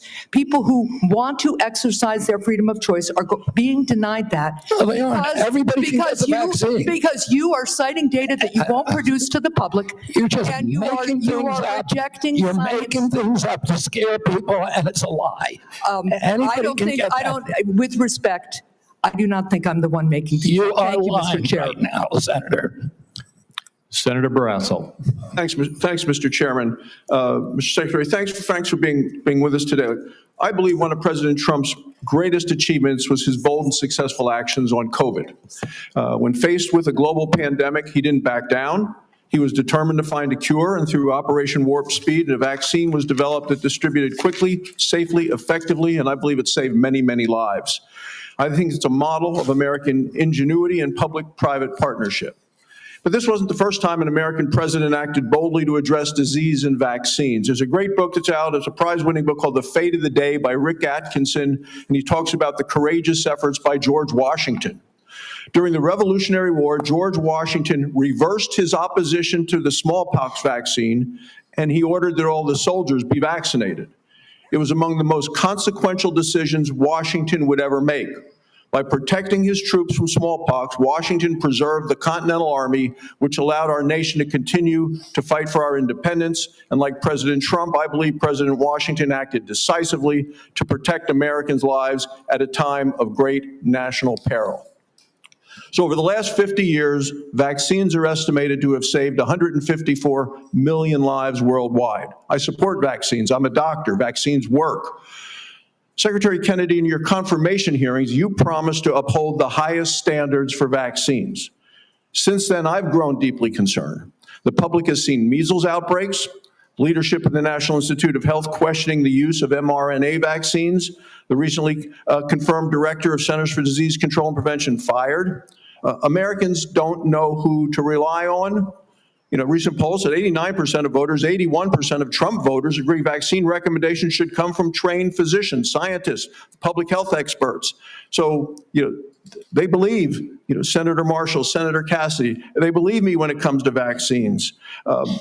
If we're going to make America healthy again, we can't allow public health to be undermined. So could you explain what steps you're going to be taking to ensure vaccine guidance is clear, evidence-based, and trustworthy? We're going to make it clear, evidence-based, and trustworthy for the first time in history. For most, right now, when I was a kid, I got 3 vaccines. I was fully compliant. Today's children have to get between 69 and 92 vaccines in order to be fully compliant, between maternity and 18 years. Only one of there's 19 vaccines, 92 doses. Only one of those vaccines has ever been tested against an inert placebo. And what we're doing now is any new vaccine that before it's approved and licensed will have to demonstrate safety against an inert placebo. And we're going to go back and do observational studies on the existing vaccines to see if they're linked to any of these chronic disease epidemics so that people can understand the risk profile of those products and make good assessments for their own health. So in 2 weeks, vaccine experts at the CDC are going to meet to discuss childhood vaccine recommendations. Parents and physicians depend upon this guidance to make decisions and to keep kids safe. And as I said, I support vaccines. I've been hearing from many of my medical colleagues, people I've known from medical school, residency, and when I practiced medicine in Wyoming, and there are real concerns that safe, proven vaccines like measles, like hepatitis B, and others could be in jeopardy. And that would put Americans at risk and reverse decades of progress. As we've seen over the last 4 years, the previous administration 4 years, when recommendations became politicized or were swayed by bias, that the public trust can be lost. So what safeguards are in place to ensure decisions are based solely on science and not politics? And how are you going to make sure doctors and parents can count on CDC guidance? I mean, Senator, I would point this out. And right now, there's only 10% of children are complying with the CDC's recommendation on COVID boosters. Only 15% of healthcare workers. So Americans have lost faith in CDC, and we need to restore that faith. And we're going to do that by telling the truth and not through propaganda, by making them understand that everything that we say is true, that we're going to tell them what we know, we're going to tell them what we don't know, and we're going to tell them what we're researching and how we're doing it, and we're going to be transparent. It's the only way to restore trust in the agency, by making it trustworthy. Thank you. Finally, with chronic diseases like you, I'm committed to addressing our nation's growing rate of chronic diseases. I think if we're going to make America healthy again, we need to support rural primary care providers that play a role. As a rural physician, I want to make sure we can prevent and manage chronic diseases in their communities, and I ask for you to continue to work with us specifically with regard to rural health. Thank you, Congressman. Okay. Senator Daines. Chairman Crapo, thank you. Secretary Kennedy, welcome. It's good to see you here again. I want to begin my time by talking about the issue of federal deregulation of chemical abortion drugs. Since mifepristone was approved in 2000, 25 years ago, the FDA has steadily stripped away safeguards related to this drug, no longer requiring a doctor's prescription, no follow-up visits, no adverse event reporting, and now allowing it to be sent through the mail. Earlier this year, there was a new study that analyzed 865,000 real-world insurance claims, and it found that nearly 11% of women experienced a serious adverse event within 45 days of taking mifepristone. To put that in perspective, that is 22 times higher than the FDA's long-standing estimate of less than 0.5%. While these findings alone are shocking, my conversations with those in the medical profession, credible medical professionals, lead me to believe that even this study may indeed underrepresent the scale of the problem. For years, we've heard the misleading and frankly very harmful lie that's being sold to women that this drug is, and I quote, safe as Tylenol. These lies sadly have real-world consequences. Just last year, 2 women died as a result of taking chemical abortion pills because they were able to access them without appropriate medical oversight. And by the way, that's all allowed by the FDA. Mr. Secretary, I am grateful that you and FDA Commissioner McCary have already begun the process of reviewing this new data on the safety of mifepristone. We talked about this during your confirmation hearing. My question is, could you provide any updates on the status and the scope of that review and whether the FDA intends to replicate studies like the one that I referenced? I think those are, I don't know if they're going to do an insurance claim study. That's one way to do it. I don't know exactly whether they're doing epidemiological studies or observational studies. I don't know exactly what they're doing, but I know I talked to Marty McCary about it yesterday, and he said those studies are progressing and that they're ongoing. So I will keep your office informed at every stage. Thank you. And I've had a really constructive conversation with the FDA commissioner as well, McCary. And I mean, here's a very smart, data-focused, sincere type of leader. And we had a really good conversation. I want to encourage those conversations with you, Mr. Secretary, and that there's a follow-up here to make sure that the data that we now have exposed will be studied by the FDA and the appropriate actions considered. Given the legitimate safety concerns surrounding mifepristone and your actions to roll back other COVID emergency measures, will you repeal the COVID-era telemedicine allowance, given that we're repealing these COVID-era regulations and emergency measures? Would you repeal the COVID-era telemedicine allowance for chemical abortion drugs and restore the requirement for an in-person doctor visit? Senator, I need to get back to you on that. I don't know if the White House has yet taken a position on that. We will get back to you this week about that. Okay, all right. Thank you. I want to close with a quick Montana question. Earlier this week, the state of Montana submitted a Medicaid demonstration waiver application to CMS to strengthen the state's Medicaid expansion program. This waiver seeks to require community engagement and enhance cost sharing for working-age, able-bodied adults enrolled in the program. I applaud our governor, Gianforte, and Director Brereton for their proactive leadership in this space.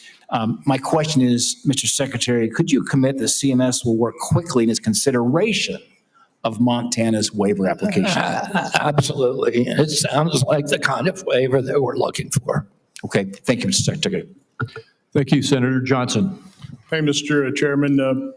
Secretary Kennedy, first of all, thank you for your willingness to serve and for putting up with this abuse.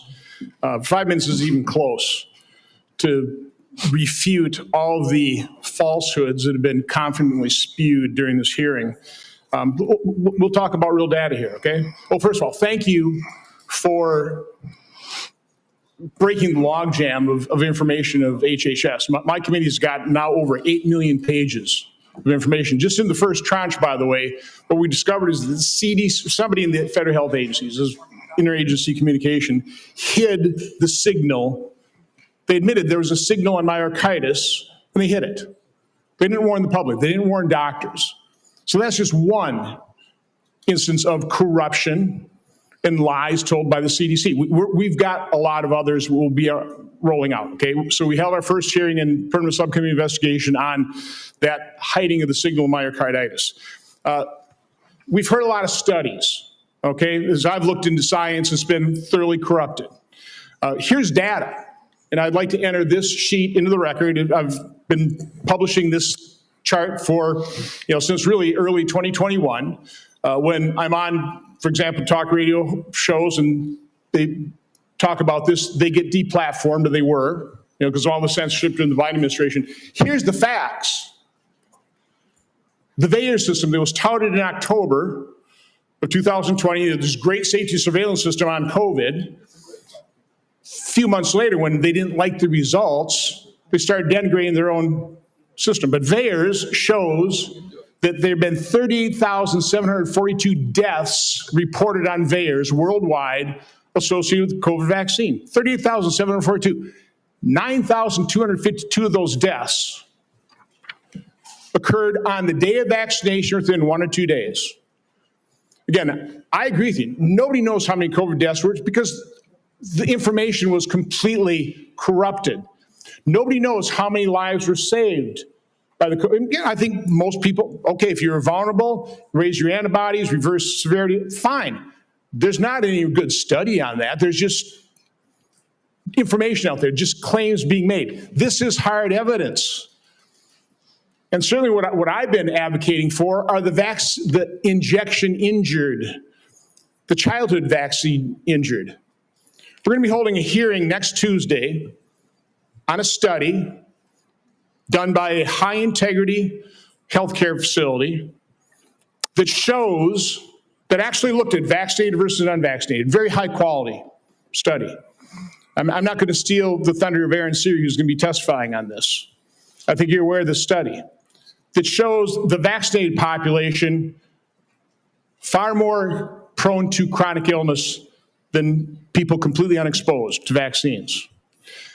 That is just one example of how science has been corrupted by the way, the study was conducted, and when they conducted this, oh no, no matter what the results are, we're going to release this They got the results in 2000. It is yet to be released. We're going to enter that in the record on Tuesday. Do you want to just talk about what you've witnessed in terms of the capture of the agencies that you're now in charge of, the corruption of science, which I believe you just said, that is almost your number one goal, right, is try to bring integrity and credibility back to science, which has been corrupted by the people who pay for it, by federal health agencies being captured by pharmaceutical industries, by Big Pharma, by Big Food. Just, I want to give you, I'm sorry, just the last minute to, first of all, defend yourself, but talk about the corruption of science that you're having to deal with and trying to correct. Yeah, I mean, I'll just tell you one example, and I could sit here and give you thousands. But in 2002, CDC did an internal study of Atlanta and Fulton County, Georgia children, and looked at children who got the MMR vaccine on time and compared those to kids who got them later. So in other words, kids who got them before 36 months and kids who got them afterward. The data from that study showed that Black boys who got the vaccine on time had a 260% greater chance of getting an autism diagnosis than children who waited. The chief scientist on that, Dr. William Thompson, the senior vaccine safety scientist at CDC, was ordered to come into a room with 4 other co-authors by his boss, Frank DiStefano, who's the head of the immunization safety branch, and ordered to destroy that data. And then they published it without that fact. So you know that story, I know that story, and you know of hundreds of stories like that. It happens all the time. We are being lied to by these agencies, and we're going to change that right now. The letter I received from the Oshkosh business, it would be out of business because of the 50 employee mandate. It's going to be out of business. I just want to enter that in record as well. Without objection. The committee will take a 5-minute quick break here just to allow just a moment of reset here, and then we'll start right back up again in about 5 minutes.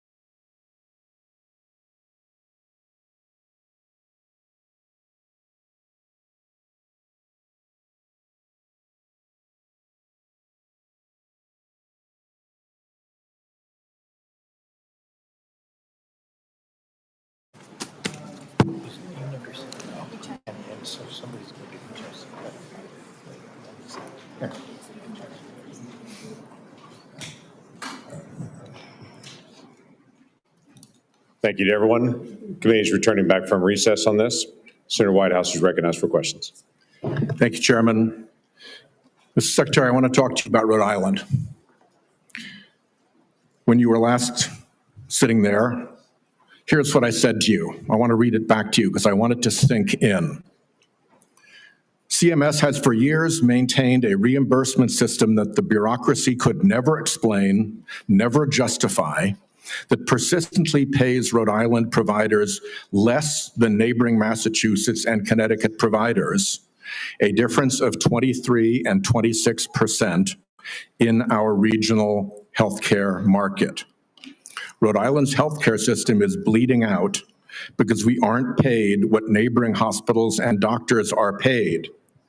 And the one act that CMS took on this issue years ago was to make it worse. I raised that with you then. I've raised it since with Dr. Oz. I've raised it with CMMI Director Sutton. I would like to get action from CMS on that. One partial avenue of relief for Rhode Island is the AHEAD program. Rhode Island is a willing voluntary participant in the AHEAD program. Coming behind Rhode Island is Connecticut. What remains to be seen is whether the payment rates agreed to for Rhode Island will suffer the same discriminatory discount with respect to the AHEAD rates for Connecticut as Connecticut comes through. I've been able to get no assurances from CMS that they care one whit about this payment differential or that they see AHEAD as a means of resolving this injustice. Mr. Kennedy, our healthcare system is teetering as a result of this. This is not a casual matter, and I would really like to see you and Dr. Oz and Mr. Dutton put your attention onto this Rhode Island problem. There is no conceivable justification for paying a hospital in Fall River 23% more than Rhode Island Hospital when Rhode Island Hospital provides more and better services, as recognized by the Secret Service, which will take an injured president from Martha's Vineyard to the Rhode Island Hospital Trauma Center, flying right over St. Anne's Hospital in Fall River, yet Fall River gets paid more. It makes no sense, and it has to be resolved. The other problem that I mentioned to you is that I'm now in my fourth round of CMMI directors. It's bloody Groundhog Day, trying to get something done about how end-of-life patients are treated. I'm offering Rhode Island as a willing example of how we can do it better. It is idiotic and cruel to force a family to put their dying loved one through 3 days and 2 nights of a hospital before they can put them in a nursing home. It is equally ridiculous to not allow palliative and curative care to happen together. Providing home care when someone is dying, even if they can still get out of the house or into the yard, is a basic thing to ask. And to have respite care be that somebody comes to the house instead of taking a dying family member to a hospital, that's not even respite. Every single one, Mr. Kennedy, of these waivers has been granted in the past by CMMS and other circumstances. All I want is for somebody to come and work out how we do this in Rhode Island. What is our patient base that we'll do this in? How we put the waivers together? To quote your CMS director, Mr. Oz, he said, as we discussed in your office, we must re-examine how end-of-life care is addressed in this country. I'm offering Rhode Island as an example of how to make it better. I hope you will concede that right now it is not good. So Senator, everything I need you to respond to me. You guys know where to find me. I'm up in the Hart Building. Yeah. We've reached out, we've tried for meetings, and the progress in all three of those areas, fixing the payment gap, getting ahead balanced regionally, and following through on our desire to do good things, improving end-of-life care with waivers you guys have already granted, has gotten me so far no place. And forgive my impatience, a lot of it predates you. I put a hold on Biden nominees because I was getting jerked around by your bureaucracy. I'd like it to end and get some progress. Yeah, Senator, you raised this during my confirmation hearing, and I said to you then, and you were very civil. You raised something that makes a lot of sense to the extent that we have the power to fix it at CMS. I'd like to do it. We've had the same kind of complaints from Vermont. But I said to you at that time, call me and let's come talk about this. You have my cell phone. You can call me anytime. I've never heard from you in 7 months. Call me up. I'd love to meet with you. I'll get Oz in the meeting. And, what you're saying, particularly about at the end of life, it may be something we can do something about. I want to help. And, let me know. We'll try. Forgive my frustration. But you've got 30,000 employees. They could have reached out to me. They know where I live. Yes. Senator Cortez Masto. Secretary Kennedy, thank you for being here. In May, you said, and I quote, "I stand with President Trump to say, no more middlemen, no more foreign freeloaders, no more skyrocketing drug prices. We're putting American patients first and taking on Big Pharma to make America healthy again." Yet your record tells a different story. In July, Republicans handed Big Pharma a massive win. Their big, beautiful bill that they just passed shields billion-dollar drugs like Keytruda, the world's top-selling cancer drug, from Medicare negotiation. Keytruda has been on the market since 2014. It pulled in nearly $18 billion last year in the United States alone.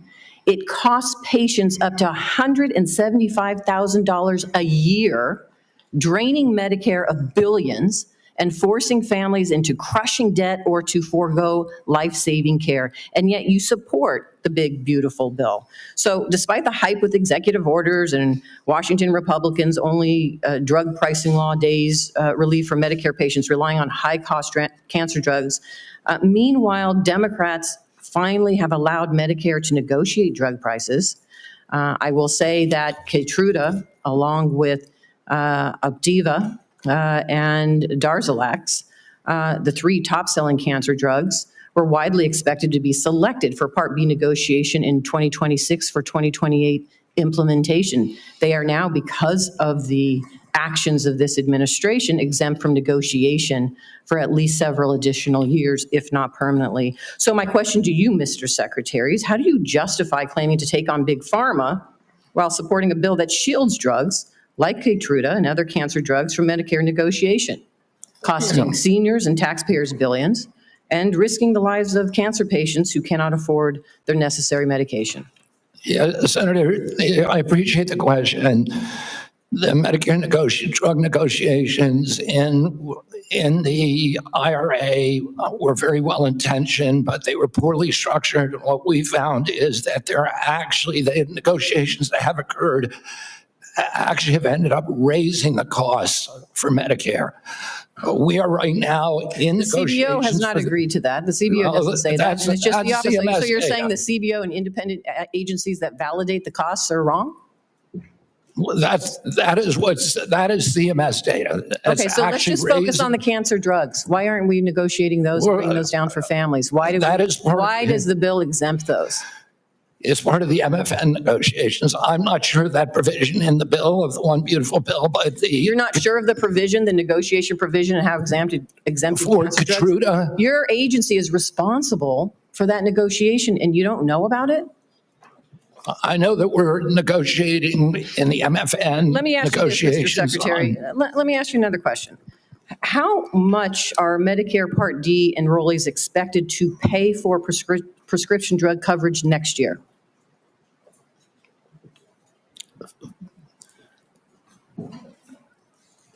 I think that is in debate right now. Let me tell you. Are you talking about the rate? They are going to pay $15 more than last year, up to $50 a month. Now, let me have a question for you on Part B. How much are Medicare Part B premiums expected to increase next year? I don't know. I talked to So Dr. Oz that about is it about, yesterday. I think it's they're supposed to increase about 16%. 11.6% or $21.50 more each month. And again, last time we were before me, you couldn't answer the questions of the very agency and the authority that you have to address these issues. You know, next year, seniors and families are facing higher healthcare costs across the board. 23 million people on Medicare with a standalone Part D drug plan could see their premiums rise to $50 a month, up from $35, because the Trump administration is cutting the federal subsidy that has been keeping costs down. Part B premiums will jump 11.6% to $206 a month in 2026, one of the largest single-year increases in decades. And so for an administration that claims it is lowering costs, my question to you is, what are you going to do to keep costs down for seniors? I mean, I'm already doing I'm already keeping costs down. What are you doing to keep costs down for seniors, knowing that these costs are going to be increasing? I mean, the program integrity bill, that is the first action that I did when I got in. It's one of the earliest actions in history of a complex regulation by an HHS secretary. A Congressional Budget Office has said that that's brought premiums down by 5%. That is the Congressional Budget Office, which does not like to acknowledge anything that we do. And does that impact seniors? Excuse me? Does that impact seniors? And I know my time is running out. Does that impact seniors? What you just talked about, you're lowering costs. I'm asking you specifically. We're lowering for helping costs. seniors. Does it impact seniors? Does it impact? Come on. Let me just stop here. I didn't My hear time is what running you out, said. so I appreciate the chairman's indulgence here. My concern is you can't answer the questions. The very agency has oversight over these issues and controls the levers to lower costs for seniors. And you can't answer that simple question. I didn't hear your question. Okay, let's go. We'll just proceed. And Senator Tillis has yielded his position to Senator Blackburn. So And she'll take it. thank you, Mr. Chairman, and Mr. Secretary, thank you for joining us today. I appreciate the comments you've made about the Rural Health Transformation Program. That is something many of us worked on, and we were pleased to push that out of this committee. And I know Dr. Oz is moving forward with implementing that. I appreciate your comments to Senator Warner on the area wage index. He and I have worked on fixing that, and we appreciate your attention.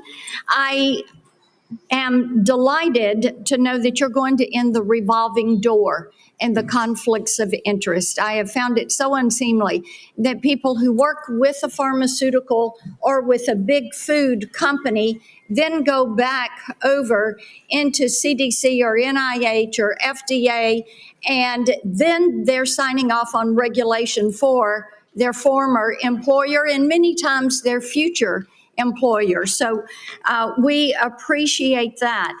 Senator Langford went to you on the PBMs. And as you are aware, my PBM Act that Senator Wyden worked with me on, that made it out of this committee last cycle. And making certain that we keep these rural pharmacies open, making certain that PBMs do not profit above what is their standard service fee, and that they have to disclose all their pricing. That is going to be an imperative.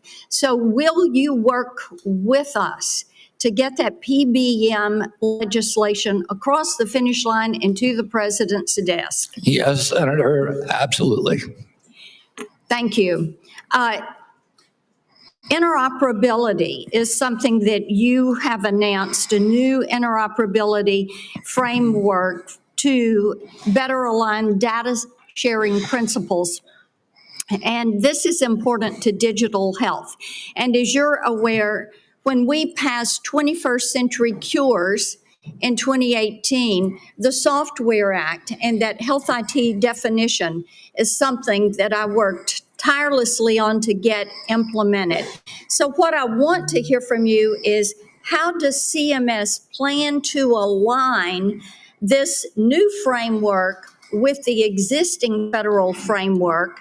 And how are we going to be able to move forward with one national policy on interoperability? Well, I don't know if we What we have right now is concrete commitments from the 60 top tech companies who we were able to convene to do data sharing, to do patient accessibility, and to do interoperability. But I can't tell you how that's going to mesh. Then if you will have someone submit to me in writing what that pathway is, this is something that is essential if we're going to be able to benefit from that data. So having some specificity on the pathway will be helpful. I did want to talk with you. Last time you were here, I talked about the concerns on overprescribing prescription stimulant drugs for children. And there are ways that HHS can work collaboratively with state agencies on this and to actually promote more community-based intervention to combat overprescribing. And we all have seen the harmful side effects. And there's a lot of reporting out there on this and tremendous concern for grandmamas like me who see children and friends of our grandchildren who suffer with this. So I know your team is working on solutions. So you're going to have your Make Our Children Healthy Again strategy that you're going to release. But talk for a moment. We've got 30 seconds left. Talk for a moment on how you can better arm parents with information on the harmful side effects of overprescribing these stimulant drugs. I mean, one of the problems, Senator, is that, we now have 1 out of every 5 kids on these drugs and the antidepressants, even more. And we know very little about the long-term impacts because NIH and CDC have been asleep at the wheel. Right now, we are doing those studies. We're doing extensive studies so that we can warn parents and so that we can force the companies to put labels on their products. And, we'll do whatever we can to show that, just to get data out to the public. That's really what our function is. And to show what the long-term impact of some of these drugs is. Are we actually preventing suicide or are we creating more suicide? And that's something that we don't know the answer to, which is, how did these drugs become so common in our society without us even knowing the answer to those questions? That is malpractice at these agencies, and that is the malpractice that I am going to fix. Thank you. Thank you. Senator Warren. Thank you, Mr. Chairman. So last November, while you were under consideration to become Secretary of Health and Human Services, Mr. Kennedy, you said, quote, "If vaccines are working for somebody, I'm not going to take them away." No exceptions, no ifs, ands, or buts. You would not take away vaccines from anyone who wanted them. Then last week, you announced that the COVID-19 vaccine is no longer approved for healthy people under the age of 65.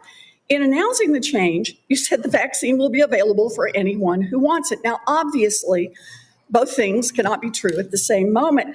So let's clear this up right now, Secretary Kennedy. Will you tell America that all adults and all children over 6 months of age are eligible to get a COVID booster at their local pharmacy today? Anybody can get the booster.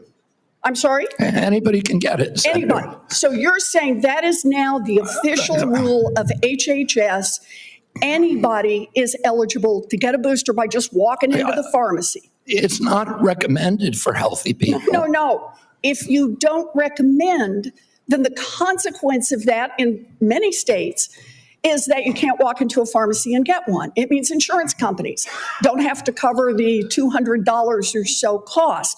As Senator Dr. Cassidy said, you are effectively denying people vaccines. We're not going to recommend a product for which there's no clinical data for that indication. Is that what I should be doing? What you should be doing is honoring your promise that you made when you were looking to get confirmed in this job. You're going like this. That is, you promised that you would not take away vaccines from anyone who wanted them. You just changed the classification of the COVID vaccine. I'm not taking them away from people, Senator. It takes it away if you can't get it from your pharmacist. Well, most Americans are going to be able to get it from their pharmacy for free. Most Americans will be able to get it from their pharmacy for free. The question is everyone who wants it. That was your promise. I know I didn't. I never promised that I was going to recommend products for which there is no indication. When you said. And I know you've taken $855,000 from pharmaceutical companies, Senator. Did you hold up a big sign saying that you were lying when you said that? Because you are the one who said you would not take them away. Now, Senator Kennedy, I'm not taking them away from anybody. Secretary, you want me to indicate a product for which there is no clinical data? Senator, is that what you want? Secretary Kennedy, you said you wouldn't, and now you did. I'm not taking them away. Everybody can get access to them. No, they can't walk into a pharmacy the way they could last month and get access. It depends on the state. It depends on the states. A year ago, but they can still get it. Everybody can get it. Everybody can get it, Senator. So look, let's move on. You clearly are taking away vaccines. I've seen the list for what's coming up next, and that is the agenda for the next CDC vaccine panel. And first up is ratifying your COVID actions. Second is hepatitis B is on the agenda. So should Americans expect you to take away hepatitis vaccine access as well, even though you promised not to? As I said, I'm not taking vaccines away from anybody. Okay, same answer, right? You're just going to deny that when people can't get access, that you're not taking it away. Then let me ask you, is that the same game you're going to play with me? You want me to recommend every product in the world? No, so that without any clinical trial data. Through on your promises. Yeah, my promise was to give. A month ago, we could get COVID vaccines by just walking. You can still get COVID vaccines, Senator. You are taking that away. No, you are still. You can still get the COVID vaccines, and Medicare will still pay for them, and Medicaid will still pay. Tell the head of the CDC that if she refused to sign off on your changes to the childhood vaccine schedule, that she had to resign. No, I told her that she had to resign because I asked her, are you a trustworthy person? And she said no. So if you had an employee who told you they weren't trustworthy, would you ask them to resign, Senator? So I'm sorry, but this is not what she has said publicly. She has said I'm not surprised about that. So you're saying she's lying? Yes. Every conversation I had with her, there were witnesses. Let me get this straight. This is the same person that less than a month earlier, you stood next to her and described her as unimpeachable. And you had full confidence in her, and that you had full confidence in her scientific credentials. And in a month, she became a liar? Yeah, you should ask her what changed. And by the way, a month ago, you were voting against her. Oh, because you thought she was either incompetent, ineligible, or unsuited to the task. I voted against her because I was afraid she was going to bend the knee to you and Donald Trump. And it looks like she didn't bend the knee, so you fired her. Look, you're putting America's babies' health at risk, America's seniors' health at risk, all Americans' health at risk, and you should resign. Senator Sanders. Just want to pick up on Senator Warren's point. Are you telling us that the former head of CDC went to you, you asked her, are you a trustworthy person? And she said, no, I am not a trustworthy person? She didn't say, no, I'm not a trustworthy person. She said, no. Wow. Giving a quote. And I asked her twice. No, 1 second. And you're also repeating now that she is a liar, correct? What you wrote in the Wall Street Journal. If she wrote that I fired her because she refused to sign on in advance for the ACIP committee. No, that's not accurate. All right. So you're calling her a liar, and I look forward to her coming before the Help Committee, maybe this committee as well. All right, Mr. Secretary, I've got a bunch of questions. Appreciate brevity in answering it. So-called beautiful bill threw 15 million Americans off of healthcare, substantially raised premiums, and is going to have a terrible impact on nursing homes, community health centers, rural hospitals all over America. Very briefly, is that really making America healthy again? It's going to be the biggest infusion of federal dollars into rural health care in American history. Yeah, you know why? Because you're cutting $150 billion for rural hospitals. You're putting $50 billion back. That's not an infusion. That's a loss of $100 billion. All right, next question. President Trump, who I don't usually agree with, called COVID vaccines, quote, one of the greatest miracles in the history of modern day medicine that saved tens of millions of lives worldwide. Scientific community agrees with Trump. Lancet study found that it prevented almost 20 million deaths during their first year of use. Secretary Kennedy, are President Trump and the medical community right, or do you still believe that the COVID vaccine was, quote, the deadliest vaccine ever made? No, first of all, I didn't say that. Oh, I said that in terms of affairs reports a while ago. I've said today, I think that President Trump should get the Nobel Prize. So who's right? Is Trump in the medical community right, or are you right? President Trump did an extraordinary piece of leadership. Is he right or wrong? Did COVID save millions of lives? As I said, he got Americans back to work. At that time, that particular vaccine, which perfectly matched the virus that was circulating then, and I have no idea how many lives it saved, but it saved quite a few. You know, what I find a little bit weird in this discussion, I'm hearing it over and over again this morning, Mr. Chairman, is we've got the entire medical community on one side. You got the AMA representing hundreds of thousands of doctors, the American Academy of Pediatrics, the American Public Health Association. All of these organizations are telling us that COVID vaccine and vaccines in general are safe and effective. You are casting doubt on that. Who are your who are the organizations that are agreeing with you and casting aspersions on vaccines? The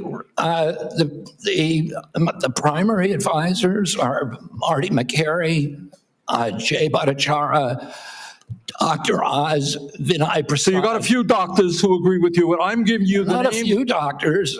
What you're talking about is there's a big difference, Senator, between established science and the scientific establishment, which has been co-opted by the pharmaceutical industry. So you're telling the American people that the American Medical Association, representing hundreds of thousands of people, have been co-opted and that they should not trust their doctors. And I'm the American Academy of Pediatrics, and by the way, just for the record, every single Republican, I don't mean to be political here, Mr. Chairman, has received PAC money from the pharmaceutical industry. Are they all corrupt as well? And I'm telling you, the American Heart Association has been co-opted by the food Everybody industry. but you, Senator. But you know what? When you ran for president, we have a corrupt campaign finance system. Maybe you will agree with me on that. Okay, you were already president, you had $1 billion behind it. You received $300,000 from people, not from the industry, people in it, as I did, from individuals. You corrupt. President Trump got $3 million. Every Republican got corporate PAC money for the pharmaceutical industry. Democrats as well. Everybody is corrupt, but you? Is that what we're looking at? I don't think so. And I think the issue now— I don't even know what you're talking about. Well, I think you do know what I'm talking about. I don't know what you're talking about. The issue is every time anyone— Are you saying the pharmaceutical industry was supporting my presidential campaign? No, I'm saying— I don't think so. I'm not saying that. I'm saying that the pharmaceutical industry is a greedy institution which is charging us the highest prices in the world. They are pervasive. But to suggest that every institution, the AMA, the pediatrics people, is corrupt because they disagree with you is an insult to the American people. Listen, people disagree with me all the time. I have arguments in my agency, heated arguments every day with Jay Bhattacharya, with Marty McCary, with Dr. Oz. You have given the names of a few people. I have given you the names of organizations representing hundreds of thousands of doctors and scientists. I yield, Mr. President. Senator Tillis. Thank you, Mr. Chair. Secretary Kennedy, thank you for being here. A couple of times you asked people if they were making a statement or a question. What I think I may do, just to give you a breather, is to make a statement with a lot of questions. And just for the record, I'd like for you to have the opportunity to have your staff respond. I can't conclude from the discussion today where you are on warp speed. So I would like the definitive statement on exactly where you are. Was it good? Was it bad? Were there things that worked? Were there things that didn't work? I can't discern that from what you said here. I, for one, think that it was a signature accomplishment of President Trump, and the mRNA platform is something. I agree with that. I look forward to you giving us a detailed statement on exactly where you are with warp speed. I'm not a doctor. I'm not a trial lawyer. I'm a boring management consultant. Another question we'll submit in the record. I'll give you directionally where we're going. I don't see how you go over 4 weeks from a public health expert with unimpeachable scientific credentials, a longtime champion of MAHA values, caring and compassionate and brilliant microbiologist, and 4 weeks later, fire her because at least the public reports say because she refused to fire people that work for her. So as somebody who advised executives on hiring strategies, number one, I would suggest in the interview, you ask them if they're truthful rather than 4 weeks after we took the time of the U.S. Senate to confirm the person, just for the future nominee that we're going to have to consider. But I do also believe that some of your statements seem to contradict what you said in the prior hearing. You said you're going to empower the scientists at HHS to do their job. I'd just like to see evidence where you've done that, and I'm sure that you will have some. You will do nothing that makes it difficult or discourages people from taking vaccines. There seem to be several reports that would seem to refute that, but I'd rather you just respond to it. I'm not going to come here and impose my belief over any of yours. That, again, seems to be contradictory to the firing of a CDC director, the canceling of mRNA research contracts, firing advisory board members, attempting to stall NIH funding, eliminating funding for the $500 million for further mRNA research, and just want an answer for it. On HR 1, I believe you know my concerns about HR 1. I've had several meetings with, and HR 1 is the big, beautiful bill, OB3, whatever the brand is.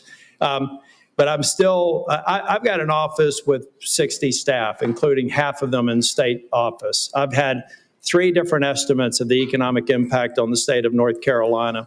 Can I get your commitment? And I have been looking for somebody that's far more resourced than an office of 30 people up in here in D.C. to disprove my estimates with respect to the impact on North Carolina, period.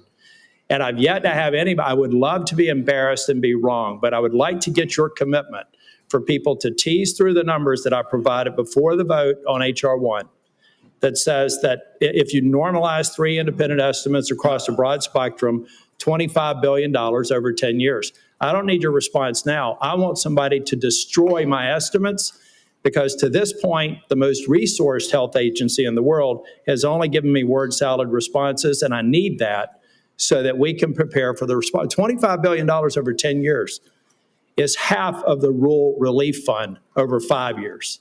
And so we just need to have that fact as a matter of policy so that we can go in North Carolina and absorb it. And I know every state's different, and I'm assuming every one of my colleagues here have done the math for their states, not focused on that. But I want you to destroy my estimates if they're in fact wrong, and I want you to acknowledge them if in fact they're right. That will come into question as well.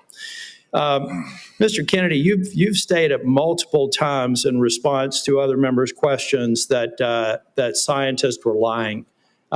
We'll go back to the record in cases where you've said that. I'd just like to see the scientific evidence to substantiate that. I'm going to stipulate that you were honest and you had research behind it. We'll go back and figure out what scientific studies you believe are founded on lies and not scientifically viable.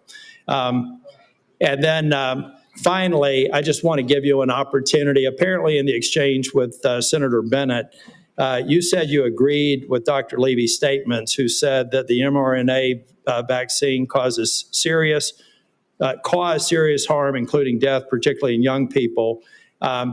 They said you agreed with that comment. Did you agree with that comment or not? I think that's true, yes. Okay, thank you. Thank you, Mr. Chair. Thank you, Mr. Tillis. We now have Senator Smith. You're recognized.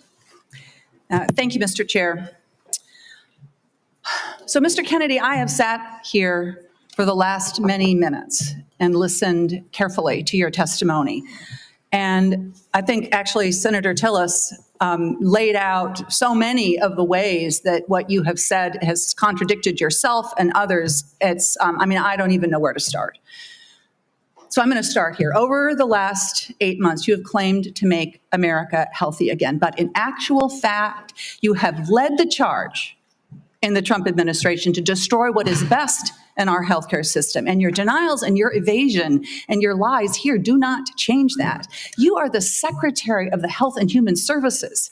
Yet you're trafficking in these fringe idea and discredited theories that are completely out of step with the scientific consensus. And you seem to be willing to say anything in the moment, even if it's untrue. So last time you were before Congress, Secretary Kennedy, you claimed, and I quote, "I have never been anti-vax. I have never told the public to avoid a vaccination." But in a podcast, you said the opposite. You said there's no vaccine that is safe and effective. So that sure sounds anti-vax to me, Secretary Kennedy. So let me ask you, when were you lying, sir? When you told this committee that you were not anti-vax, or when you told Americans that there's no safe and effective vaccine? Both things are true. Oh, so more denial, more back and forth. I mean, here's what I know. Here's what I know. Let me explain why, Senator. You just actually, I want you to listen to me. Okay, go ahead. I want you to listen to me because I've been listening to you. You said that ACIP is an independent panel after you stocked it with your picks. You said that you want evidence-based science, but it seems that what you mean is evidence that supports your view, not the scientific consensus. I mean, you dared to sit there and call my colleague from New Hampshire a liar when she presented you with facts that don't support your view of the world. It's incredible. But let me move on. Just last week, in the days after the tragic shooting at Annunciation Catholic School in my home state of Minnesota, you went on Fox News blaming school shootings on antidepressants.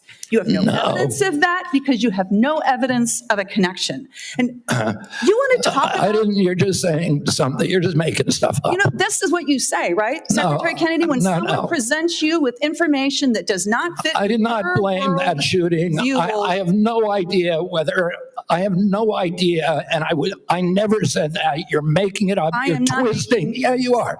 Secretary you are being Kennedy, dishonest right now. If you want to talk about mental health and gun violence in this country, if you want to talk about mental health and gun violence in this country, we should be talking about that because that's what the parents of Annunciation School— You don't want to talk. You want to harangue, and you want to politically. You want to have partisan politics.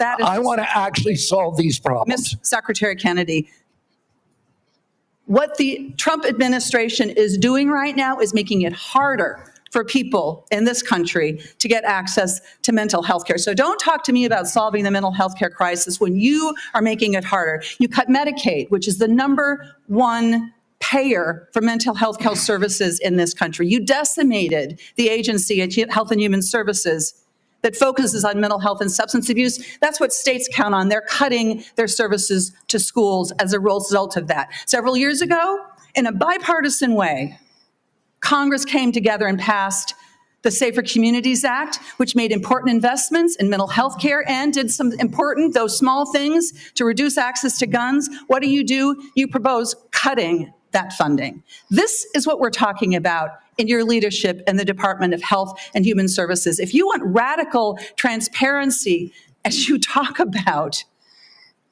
take a look at what you are doing. And, I've heard a lot about MAHA today while we've been here. There's a lot of Americans, Secretary Kennedy, who trust you, who believe what you say, especially when you say you're standing up to corruption. And I think that they need to know you apparently have a lot of influence with President Trump.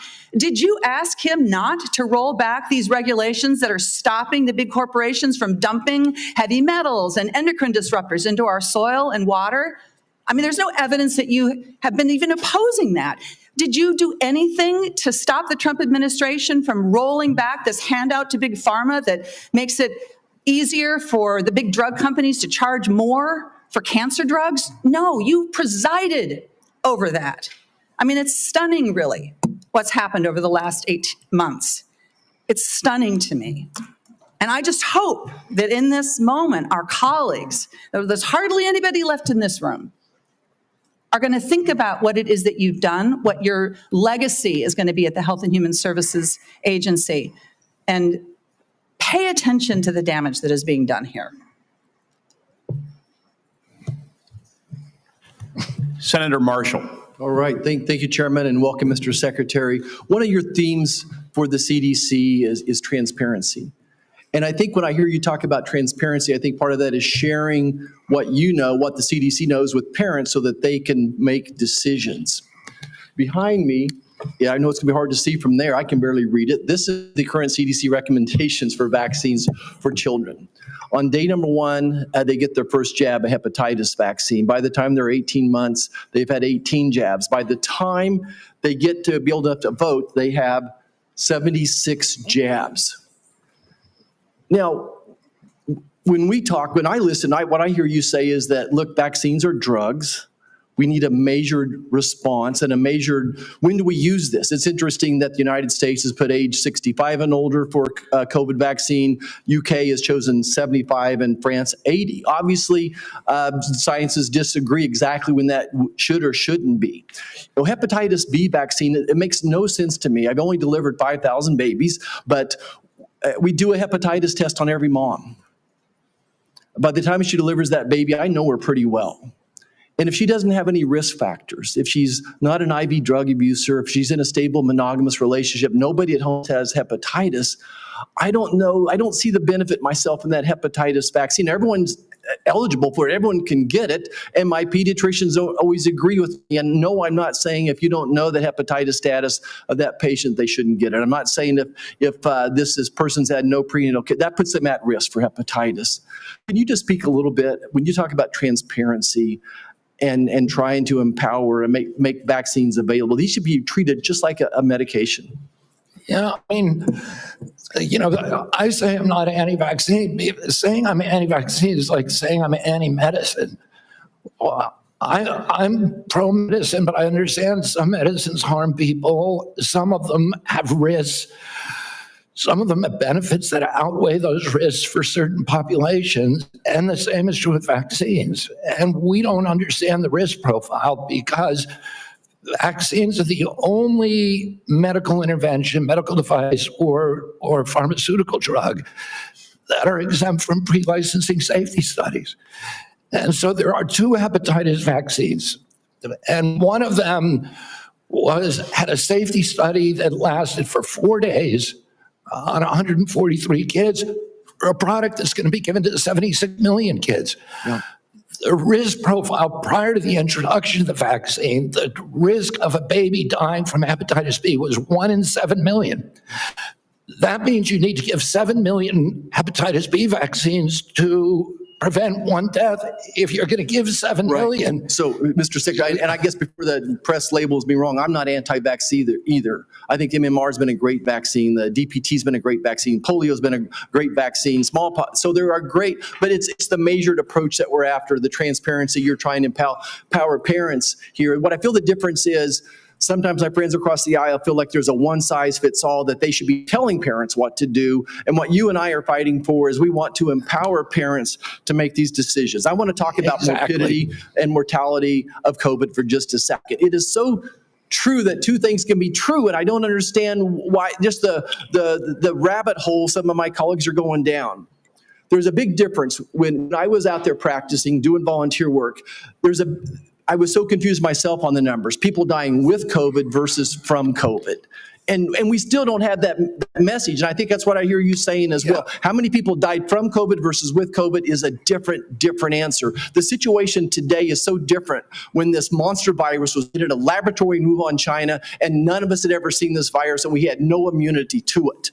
But today, every American's had COVID a dozen times probably, and we built up immunity. I think that's why that both things are true. It was a miracle. Warp speed was a miracle, what President Trump and his team did, and it saved millions of lives most likely. But it's also true that it probably killed some people. Like most vaccines do, there is a death rate associated. So both things are true. Anything else you want to clear up on the morbidity, mortality of COVID and COVID vaccines?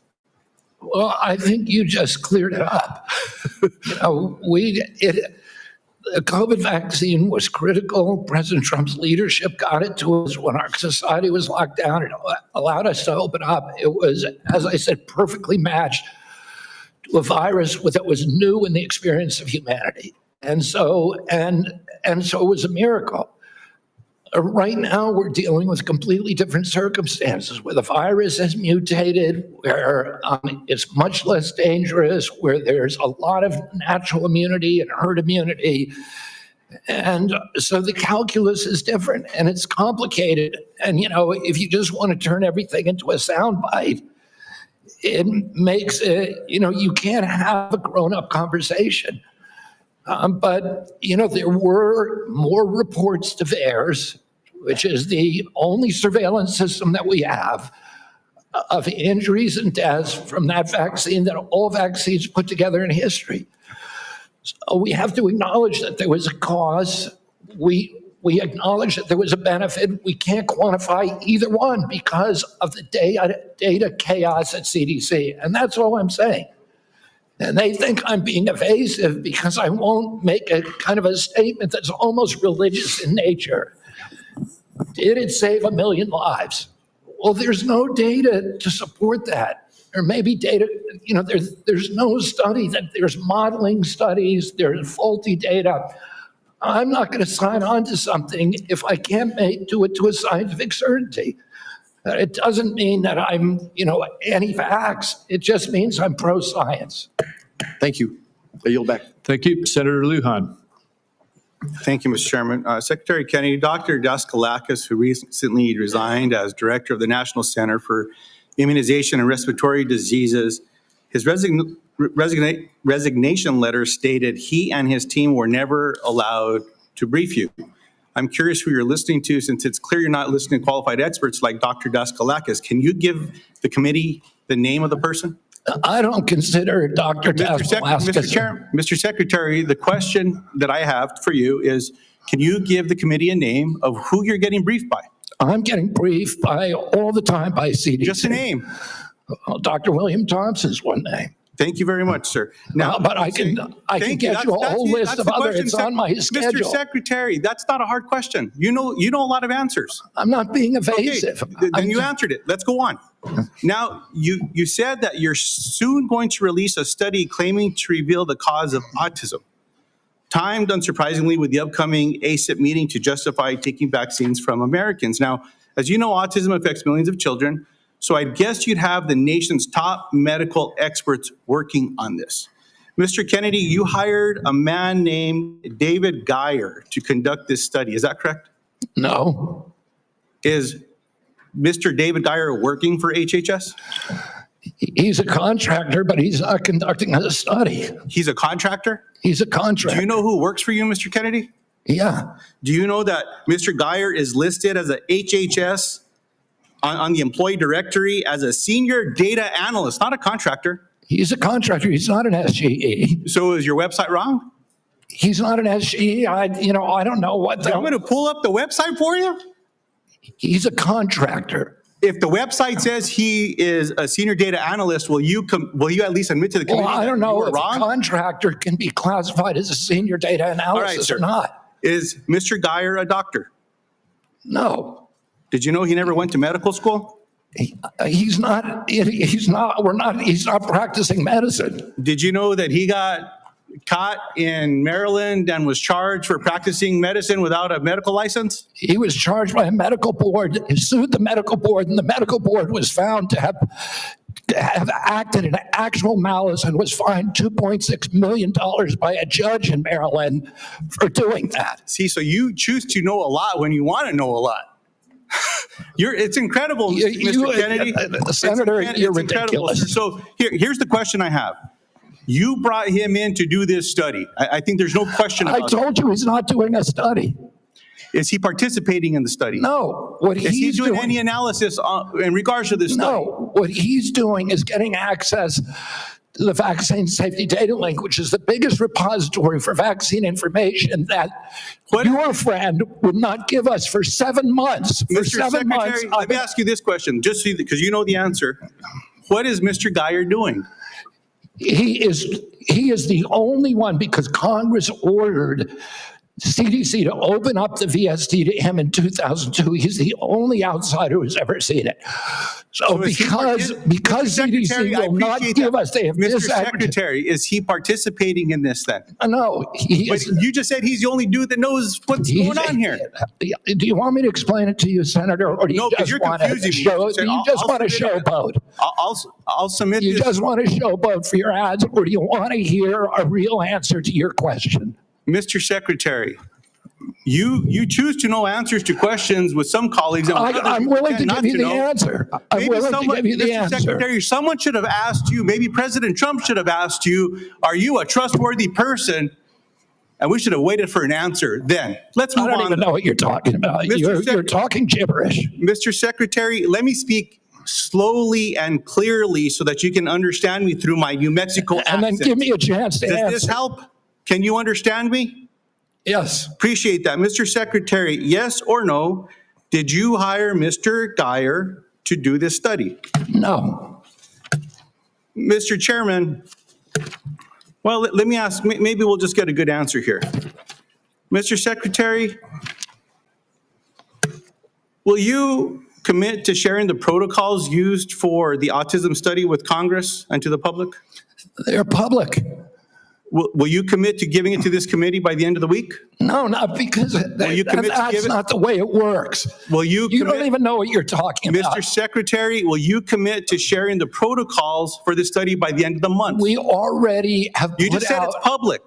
We put out the notice of funding opportunities, and then the scientists from all over the world. You're not understanding me. Let me. No, you're not understanding how the world works. Do you understand what the protocols are? Do you understand what they are? The scientists who are doing the studies submit the protocol. Okay, so you know That's what not they coming are. from us. So will you commit to sharing those protocols with this committee?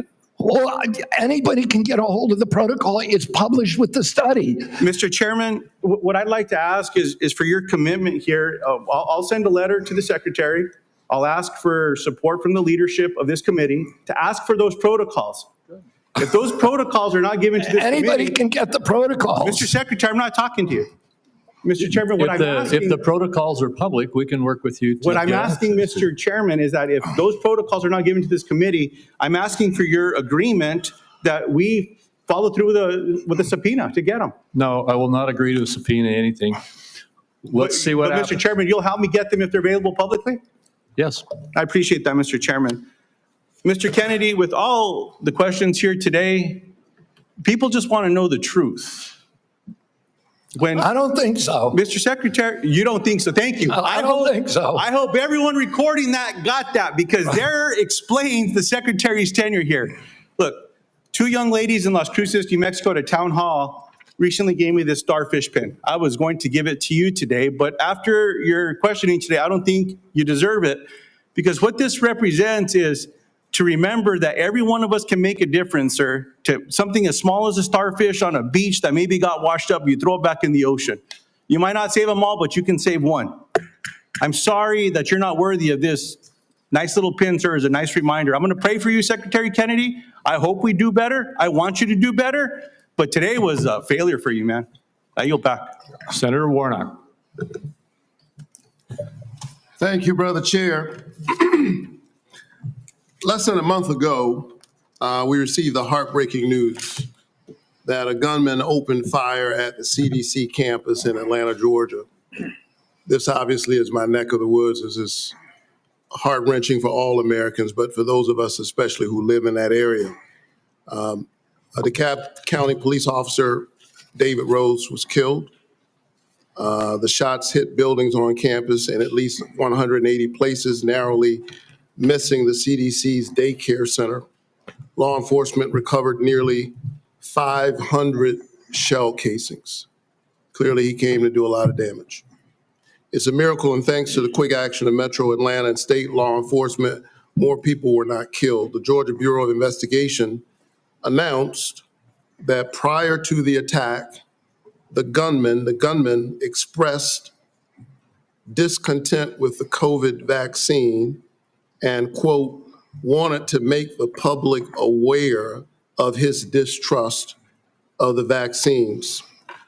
Secretary Kennedy, I assume you are aware of these disturbing reports of the gunman's motives? Yes. And, I understand that some people may have concerns about new medical breakthroughs, but those people don't have the world's top medical experts working under them. You've been over HHS for 7 months now.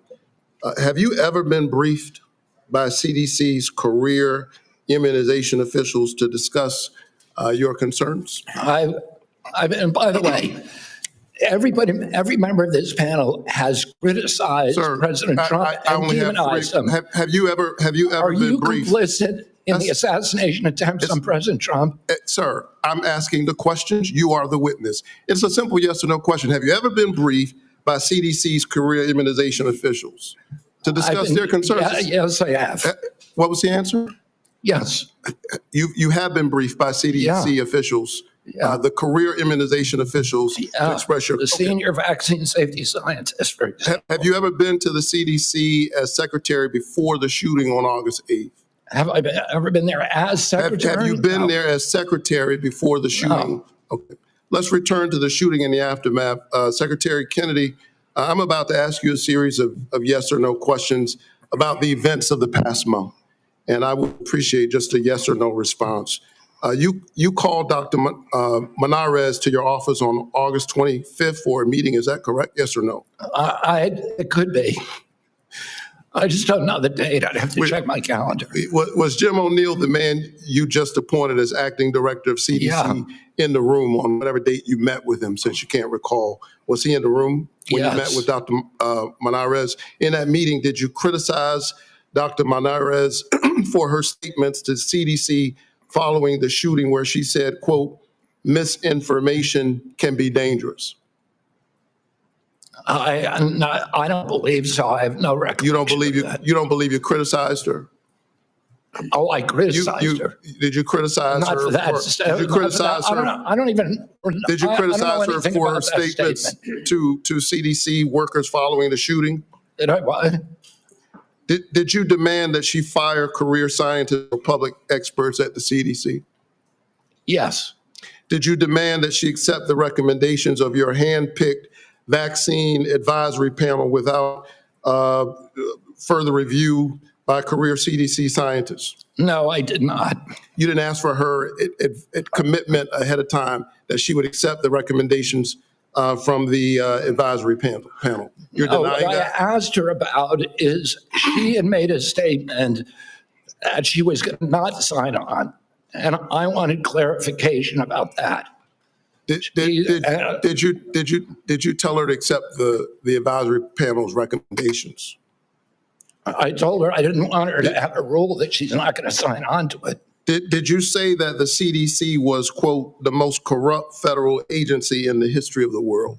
Not the history of the world, but definitely within HHS. Did you say that? I did not say that, but I did say it's the most corrupt agency in HHS, and maybe the government. So you call the CDC corrupt. Did you say that CDC staff are, quote, horrible people?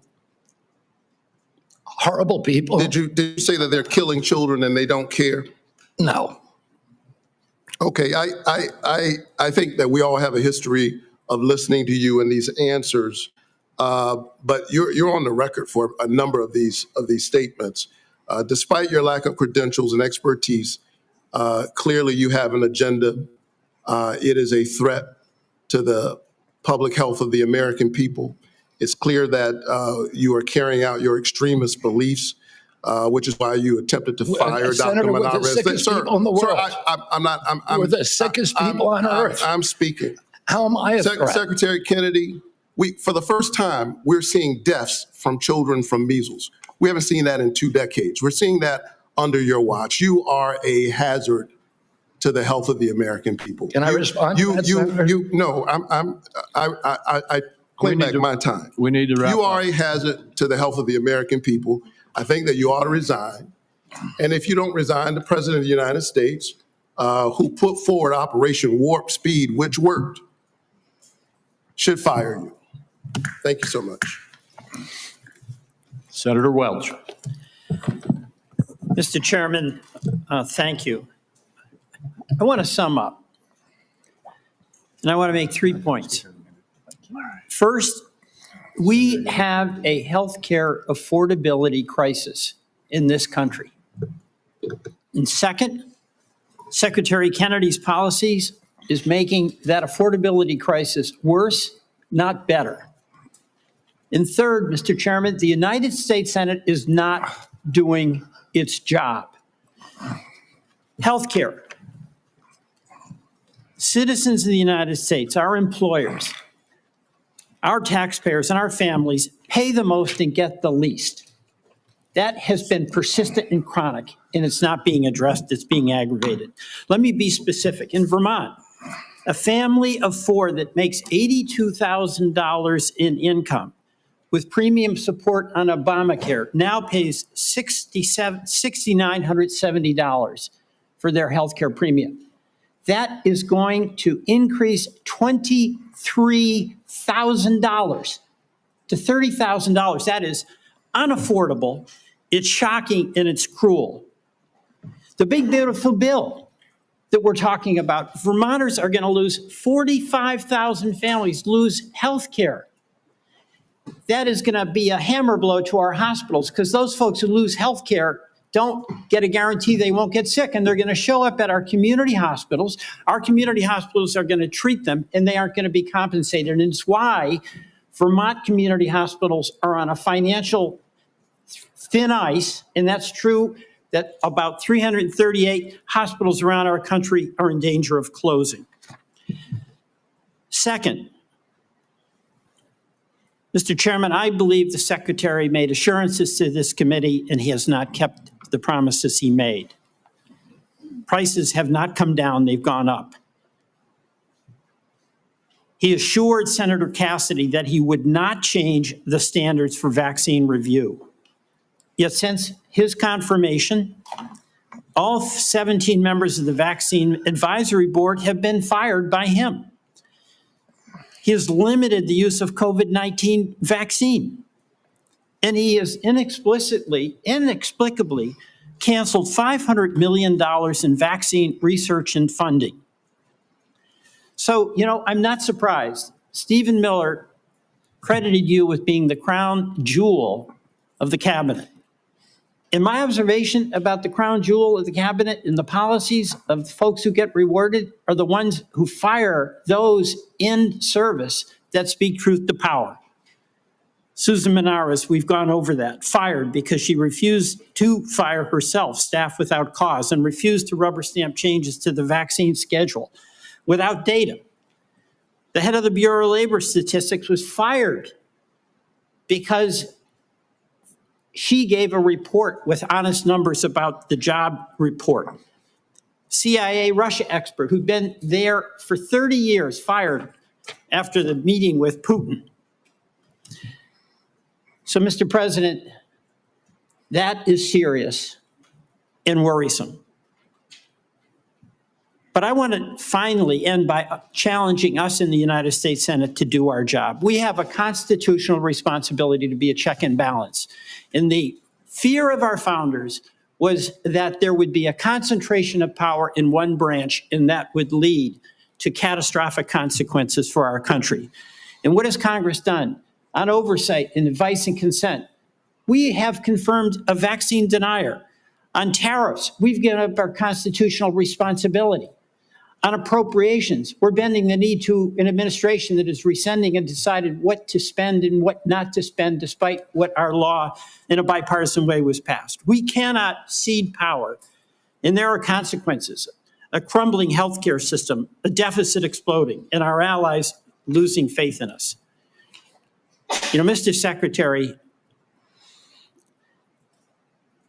in the past, you have accused some of my colleagues of being in the pocket of pharma shills. You did that with Senator Warren today. You've done it in the past with Senator Bennett and Senator Sanders. You are not a pharma shill. But I believe we have to fight pharma and bring down the prices. And Senator Cortez Masto spoke about the legislation that we now have that would reverse the $5 billion handout to Big Pharma in the One Big Beautiful Bill. And when I leave today with Senator Wyden, we are going to go to the floor and seek unanimous consent to pass our legislation that would reverse that giveaway. And I ask you to put your policy in your body where your mouth is, and join us in supporting that bill to restore price negotiation power so those pharma prices can come down from being the highest in the world to something within range of reason. Mr. Chairman, I yield back. Thank you very much. Senator Young. Welcome to the committee, Mr. Secretary. It's my intention not to raise my voice and to give you an opportunity to respond to an inquiry. I'm going to begin with long COVID.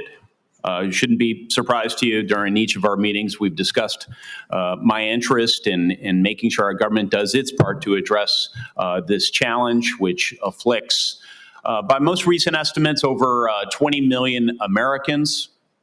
They have been diagnosed. There are a number of others we know that go undiagnosed.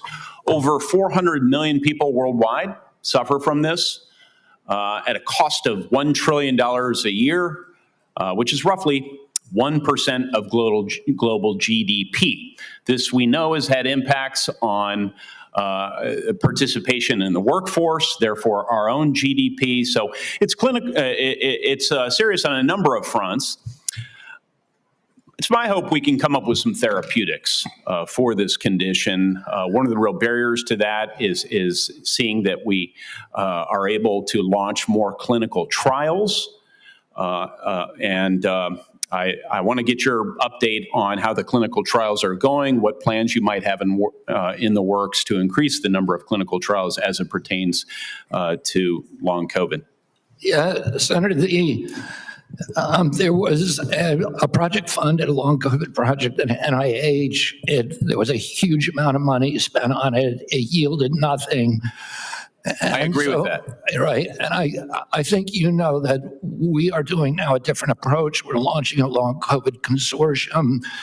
We're bringing together the best doctors in the country who have developed reputations for being able to treat long COVID. And one of them is a doctor that actually... Dr. Bruce Patterson. Bruce Patterson, and then Dr. Jordan Vaughn, also from Florida. There's a number of them who are doing spectacular things where patients are reporting extraordinary progress. We want to get them all involved and all in one room. We want to identify the protocols that are working. This is something that did not happen during COVID.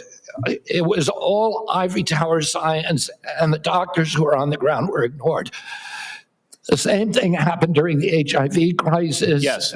And we're trying to do something different, which so is my really time's limited. You mentioned ivory tower. And so that's a segue into a statistic that I've become familiar with over the years. It takes roughly 18 years for proven interventions, pharmacological or other types of medical interventions, to make their way out into the field. If we assume, I think a conservative estimate, 12 to 15 years until we have any really acceptable therapeutics for a long COVID, that's a cheerful estimate. Plus the 18 years until it finds its way into clinical practice, people roughly my age will pass. Actuarially speaking, they will pass before there's any acceptable therapeutic. So we need to accelerate our current activities. Can you give me a couple of things you're going to do to ensure that we accelerate our development of therapeutics?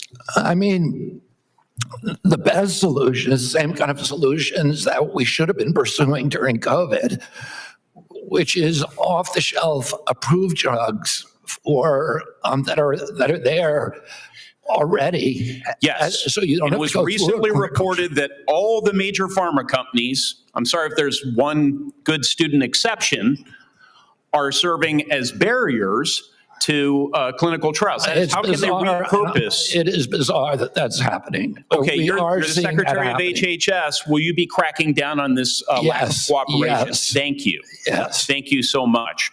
Will you also be exploring research partnerships with other countries, seeing as I've established this is a global challenge? Yes. Okay. That's what we should have done during HIV. It's what we should have done during COVID. Yes. Will you also be exploring whether ARPA-H, which has different research of protocols than NIH, NIH is very good at what they do, but it takes them a really long time to prove things because of their rigorous process. ARPA is more practical, right? And so one could imagine ARPA-H tackling this challenge. Will you be encouraging? Absolutely open to that, Senator. Okay. Will you be working with me and other members of the committee on your aggressive strategy as it continues? Yeah, to and be looking for good articulated? ideas everywhere. Okay. The last thing I'd like to briefly touch on, with the chairman's indulgence, is just recognizing the president's leadership as it relates to the appropriate use of civil commitment to deal with homelessness challenges, mental health challenges, et cetera. He's taking a look at these practices. This can be a difficult conversation for so many of us, but I think it is worth considering whether government can play a more assertive role in helping people off the streets who have serious mental illness get off the streets, receive the sort of treatment they really need to be healthy. Can you provide some very brief thoughts on this topic, and maybe then I could follow up with a phone call? On the topic of civil commitment. Yeah. We can follow up, Mr. It's mainly Secretary. happening in the States, so I want to hear your ideas on it if there's something that you think. Yeah, I think the president said, we ought to take a look at it. If there's somebody in 20-degree below zero temperatures consistently in Washington, D.C., and they're believed to perhaps have mental health challenges, might we consider how to offer them care and in and in a controlled setting rather than allowing them to freeze to death? Might that be humane as we consider perhaps the two of application you of our can laws? follow up on that with each All right. And Mr. Secretary, you've been here just like a minute or so under 3 hours. We appreciate that. We're not quite done yet. Senator Wyden has asked for one more round, so I said he, as the ranking member, should have the right to have one more round of 5 minutes for himself. And so, Senator Wyden, why don't you go ahead? Mr. Secretary, we'll keep this brief. I want to ask about mifepristone. I was the first member of Congress to hold a hearing on this drug, which now has served more than 7.5 million women. And of course, it is used for reproductive health and medication abortion. It has been documented again and again as safe, and people say safer than Tylenol.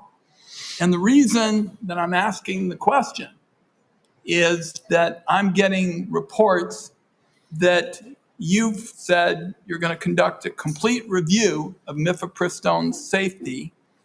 And what we're hearing is it's not based on new clinical trials or data from the scientific community, but on one reviewed paper that's not a peer-reviewed paper by a political organization and Project 2025 sponsor whose stated mission is to advance an anti-abortion agenda.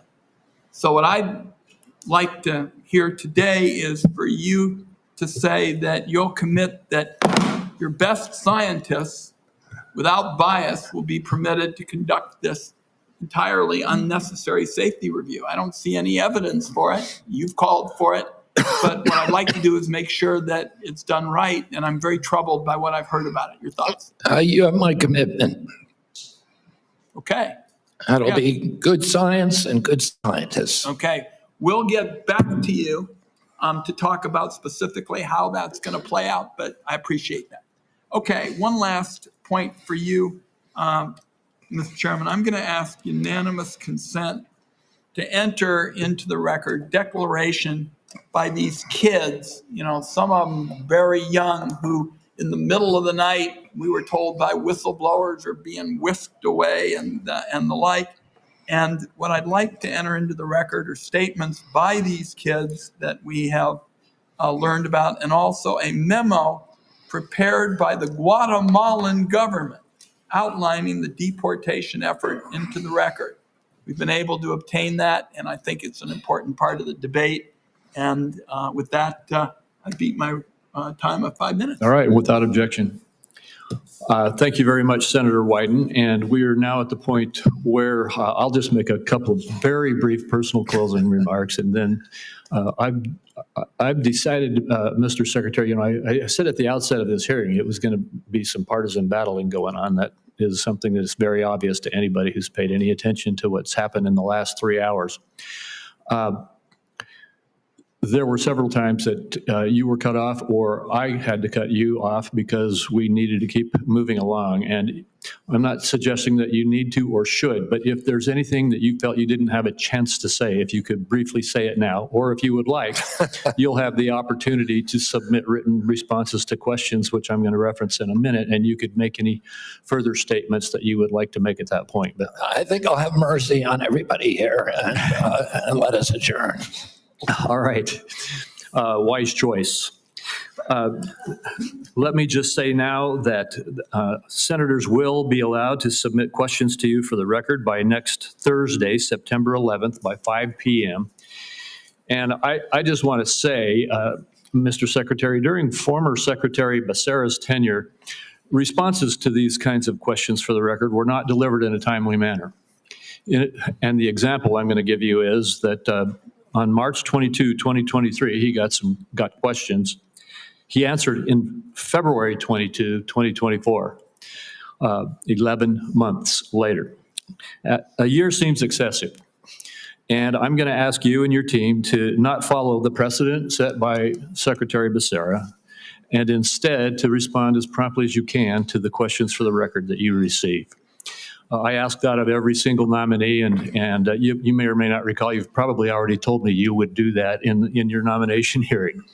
But with that, once again, to my colleagues, the deadline for submitting these questions for the record is September 11th at 5 p.m. And hearing nothing further, this hearing is adjourned.